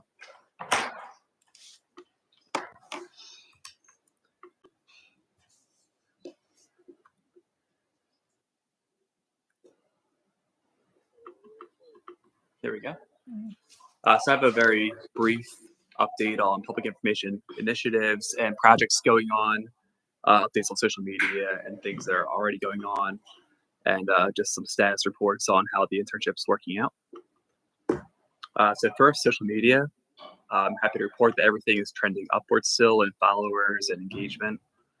We did an audit, my intern and I, of what's drawing in the most engagement. So we're seeing photos and videos in general, mostly with people or animals. If you see in our community center Facebook recently, you'll see Birdie has become quite the star of the show. Seriously. And she brings people's engagement through. Staff celebrations, we celebrated Public Works when they were doing snow plows. Anytime the police department's out there for community engagement and they post, that always gets a lot of engagement. Throwbacks have been tremendous recently. I was commenting the other week to, I think, Carolyn, that we posted the same posts, let's say a year ago. And this year, it's just skyrocketed how much more engagement there is with those Throwback Thursdays. Projects like those RFBs that were just installed, we actually were able to catch some community concerns through comments there. And the 5 Points project obviously is going to be a big point of interest for the community here, and it has been. Sunday strolls, which feature our parks, and moving forward, can also feature the increases in walkability in the township. And then Found Dogs is a initiative by the police department. They see when they find a dog. We don't have lost dogs here; they're all found. And those spread like wildfire, and that dog is found quickly. Yeah. People love dogs. That's what I'm trying to get at. That I can send there. Lower engagement, this fluctuates. So flyers generally get less engagement. Again, you have graphics, just a flyer for information, just a little bit less. Generic notifications, your code blues, no emergency closures, all important information, just less engagement. And then if you share posts, instead of like just posting organically from the accounts, if I share, let's say, fire department or police department posts, it won't be doing quite as well as if we were to post ourselves, and vice versa. We have a LinkedIn page that is very active and recognized across Pennsylvania with township managers and those in government administration primarily. This chart here just shows you the industries that are following us right now. So you'll see mostly government administration, but you have your engineers, educators, et cetera, law enforcement, and then people in different lines of work. We are 1 year in with our new website design, and the initial feedback just from talking to people is it's much easier to navigate, which is what we were going for. So there's always work to be done. We also have some analytics now through Google that shows what people are looking at, helping us to tailor the content or point people towards with our navigation. Do we have, do you have your average time, the session length? I can get that. I don't have it on this particular graphic, but we have access to that. I'd be really curious to see. Yeah, so I didn't go very data heavy on this presentation, but anything that you're interested in, can you just email me and I'll send it over. Yeah. We recently, you might have seen, migrated our email platform to this Granicus Gov Delivery news platform. So Granicus is a leader in government communications software. So we have worked with them at the advice of Upper Dublin Township, as well as Lower Marion Township, to implement this new system to improve efficiency, consistency with templated newsletters. So we save a lot of time and are more consistent with our newsletters now, as far as how it appears and how it represents the township. It has comprehensive analytics, so you can actually target your audiences, see what they're clicking, see what people want to see more about. We can have different newsletter lists. So one thing that came out during BDP last week was having specific newsletters for land development and for welcoming new businesses. So we can really tailor people towards the information they want. So can we create, I mean, do they have automated list segmentation for people based on their click activity within the message? So yeah, you could get there. We haven't gotten there quite yet. Okay. But over time it could through all that. Great. And that would take just some training and working with Granicus, which they always have someone available for us. Something that they pride themselves on is they have a local network of other municipalities and agencies using the software. They can actually suggest that you follow municipalities near them. So for instance, let's say someone subscribes to Upper Dublin, let's say, they might say, well, Montgomery Township's nearby, so we'll subscribe to their newsletters. So to help us grow our newsletter as well. And it does have SMS text messaging capabilities, so people can get some information right at their fingertips. We haven't implemented that yet, but that's a possibility. We're looking at some forms to digitize and make more accessible for people. One of them is the volunteer committee applications. We actually have an online version of that now. So people can go on there, fill out their name, address, phone number, email. They can do a ranked choice up to 3 of which committees they wanted to join, and submit their resume. You have to submit the resume to submit this, so there's no more having to go back to people if they submit this way for a resume. It's just Can you attach a file in that process, or do you you can? Yep. Oh, wow, that's yeah. great. So we're actually doing this through the ArcGIS software. Jen helped me get this together. So their survey stuff, number one, allows us to track addresses, which is nice. See if they're in the township, number one.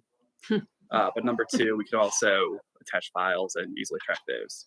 And I believe they go straight to Deb, so she'll get everything. And there's no security issue associated with those attached files? It's scanning, for viruses? Yep. Awesome.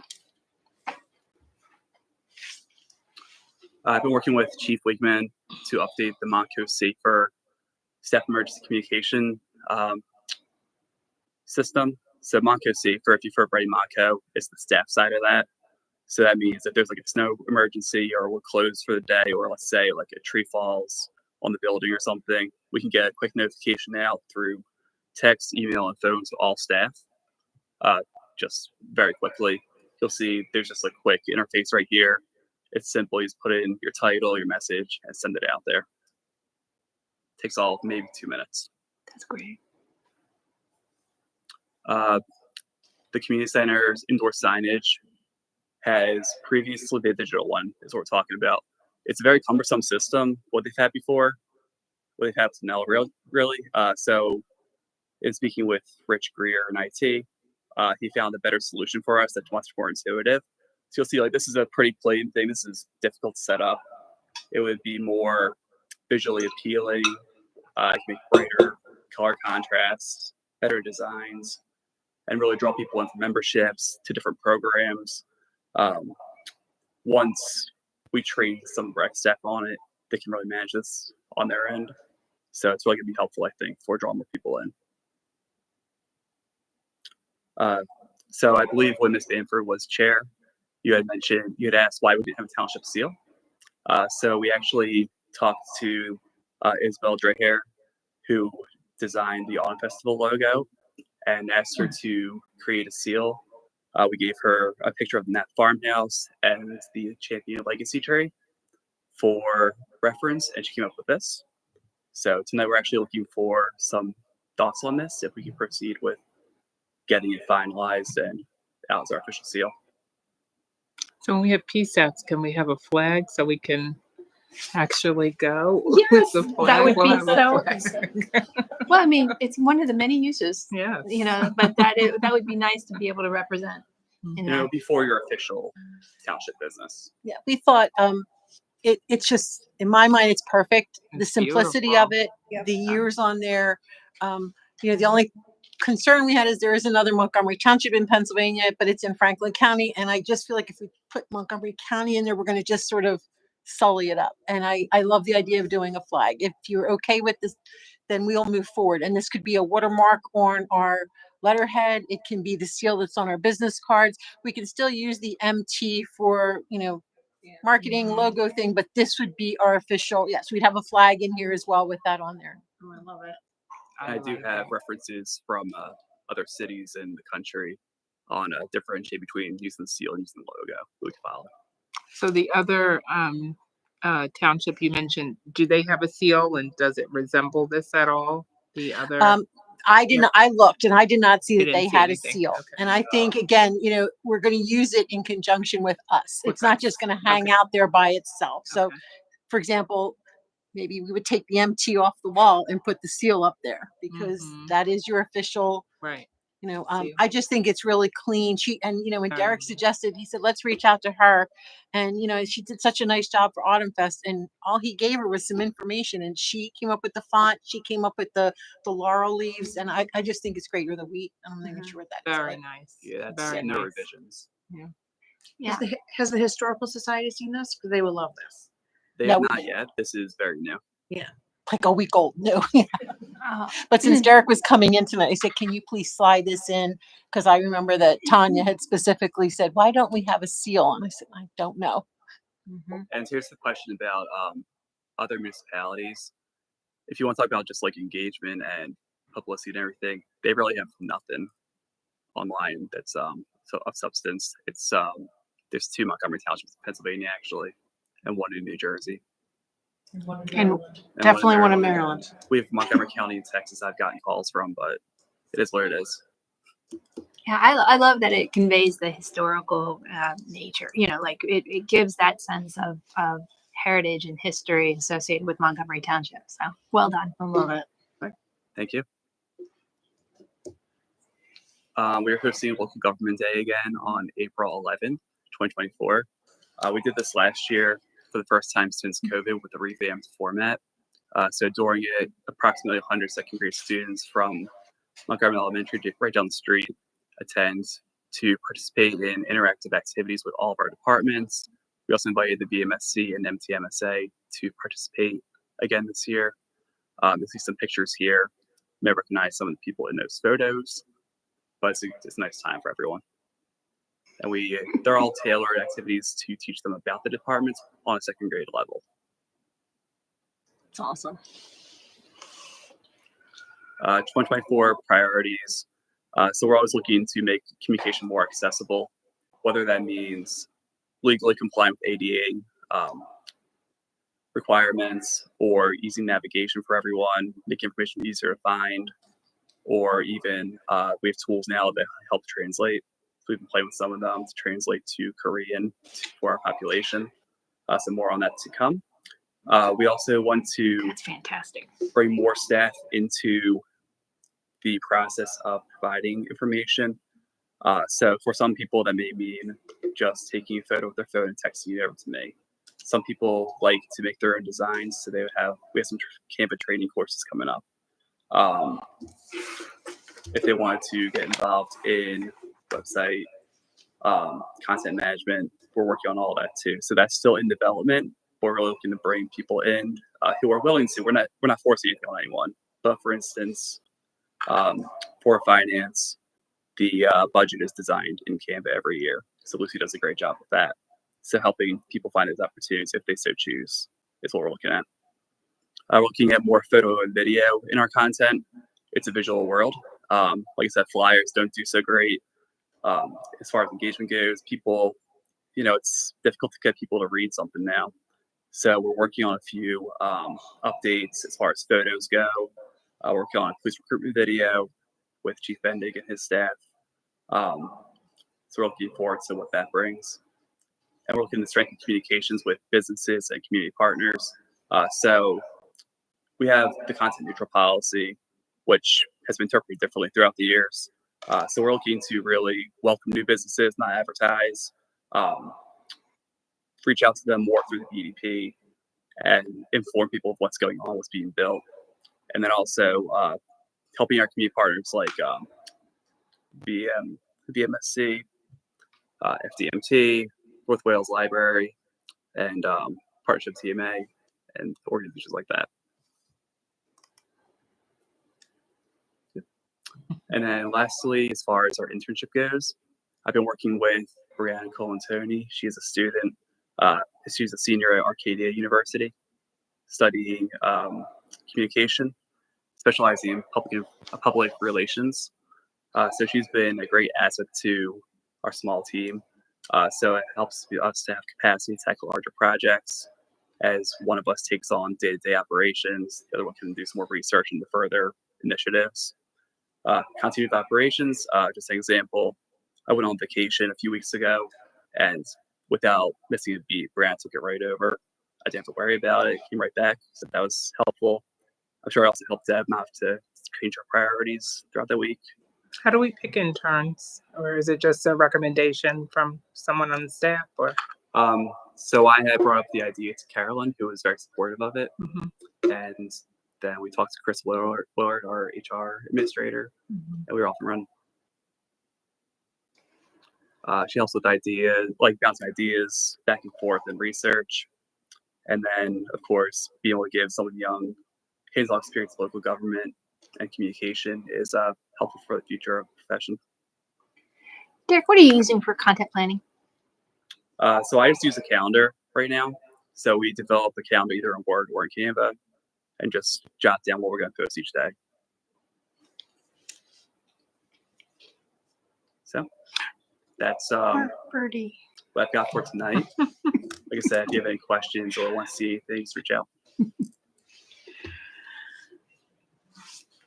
Good job. Yeah, good info. You're doing a great job. Very Thank good. you. Excellent. The website and the social media, everything's great. Thanks. And taking on an intern is no small feat, because you don't just give them a task and then just say, off you go. Like there is constant interaction, and Derek has provided me like with a textbook model of how to relate and how to sign and how to step back, and with an intern who's sitting right outside his office. But the amount of work that's been able to get done and the amount of time to think about bigger things has made this internship really valuable for us. Thanks. Thank you, Derek. Thank you, Derek. Okay, last but not least, any new business? Community board liaisons. I did not make my senior committee meeting this past month, but I do know that we've had a couple of sessions that the senior committee had put in place for the past couple of months, and I know we have coming up, because I was instrumental in getting one of our school board members to come out next month on the 20th specifically to talk about the tax rebate for our seniors. So that's about all I have for that. I will, a couple of things with the business development program. We typically meet the third Tuesday of each month at 8:30 in the morning, and it was brought up at our last meeting last week that we would like, and there was consensus, they would like to change the meeting time to 12:30 to 1:30 over lunch. So I want to find out from Carolyn and if everyone is okay with that. How do we advertise that and make that official? And we can continue to do this for another month at 8:30, but however it is that we need to. We would have to just re-advertise for that particular meeting, saying that they're going to meet on this date each month at this time. And so starting in April. Yep, absolutely. Okay. That's not a problem. I think I'd like to. That's because they used to meet at lunchtime, and Yes. then some of the business owners said that it's too hard for them to leave their business during the day. They would prefer to have them first thing in the morning. Now, obviously, there's different people on the BDP. If this is what they decide, we want them to come. So we're certainly flexible. We'll make sure the room's available for them, and we're fine. Perfect. So same day, 12:30 to 1:30 is what their preference would be. And then also Environmental Advisory Committee, very active. Obviously working towards the plastic, we'll call it the plastic reduction, single-use plastic reduction ordinance coming in April. Anticipating more feedback. We've gotten some very robust, lively feedback from some residents. But some of the things that they're going forward, they're talking quite a bit about responsible land management is what their next thing is. How do we encourage people to use native plants, which we obviously have our tree giveaway. We have a lot of examples of how we do so, but also how do we reduce the amount of mowing, chemical fertilizers, herbicides, pesticides, etc. So they're trying to come up with ways that we can do that as a municipality, but also to ask people to do that on their own private land as well. So that's some of the things that we're talking about. We'll continue the conversation, and we'll be meeting tomorrow to continue. So that's that. I think for my report, I'm just going to focus on the Shade Tree Commission because that was probably where we had the most robust agenda. Just there's an Arbor Day tree giveaway that's coming up on April 27th. We took a look at our Bark Park plans and addressed additional trees that would be planted around the perimeter of the Bark Park to provide some additional shade. Recommendation was, of course, that we place them outside of the fence to limit the exposure to the dogs. So that we could, have the best possible opportunity for success, and in terms of the growth of those trees once they're planted. So there's going to be a more formal plan, Val from Gilmore and Associates is going to come back with some recommendations on what to plant there. But I think that it would be welcome, additional shade along the perimeter for the Bark Park. Then Val also made a presentation along with Mary Ann on the ordinance revisions that we've been discussing related to street trees and other edits to our ordinance as it relates to shade trees. Fun fact, did you know that you have to remove your stumps and I don't mean just like if they're a street tree near, the curb or sidewalk, but I did not know this. This was something that I learned as a part of this process because we were reviewing the code and the ordinances. So it's just one of those things that I think when they come back before us and we're just about there was just some minor tweaks that we needed to make. But when we come back before the board with the recommended changes to the ordinance, I think it's going to be eye-opening for a lot of us. And I think it begs for a communication plan around what some of these rules are. And so I think that we'll have some recommendations too in terms of how to, more proactively highlight some of these things to the community. Because I found the whole thing very educational myself. I think everybody else will too. But I really applaud Mary Ann and our committee and consultants for the work that they have done in very thoroughly reviewing our code and making recommendations for change. Oh, one other thing that was highlighted as a part of that last meeting was related to some, I don't know if you want to call them invasive species, but bamboo. And running bamboo. And so that's probably going to be next on the agenda for us to address, but it won't be in this next presentation that you get from the Shade Tree Commission, but something that we felt like needs to be revisited. I attended the Public Safety Committee meeting and we heard extensively tonight from the police department, so I won't review that. But publicly, I wanted to say thank you to Public Works Department for all their work with the snow removal, the plowing, and their hours and hours that they were out salting and doing everything. So from the board and from me, thank you. Thank you. And hopefully the snow is behind us. Fingers crossed. Just little tiny bits left. Okay, any other old business? Make a motion to adjourn? Second. All in favor? Aye. Thank you. Oh, I didn't even see this one. Oh, yeah. Right, there it is. Oh, here I was like taking all these notes.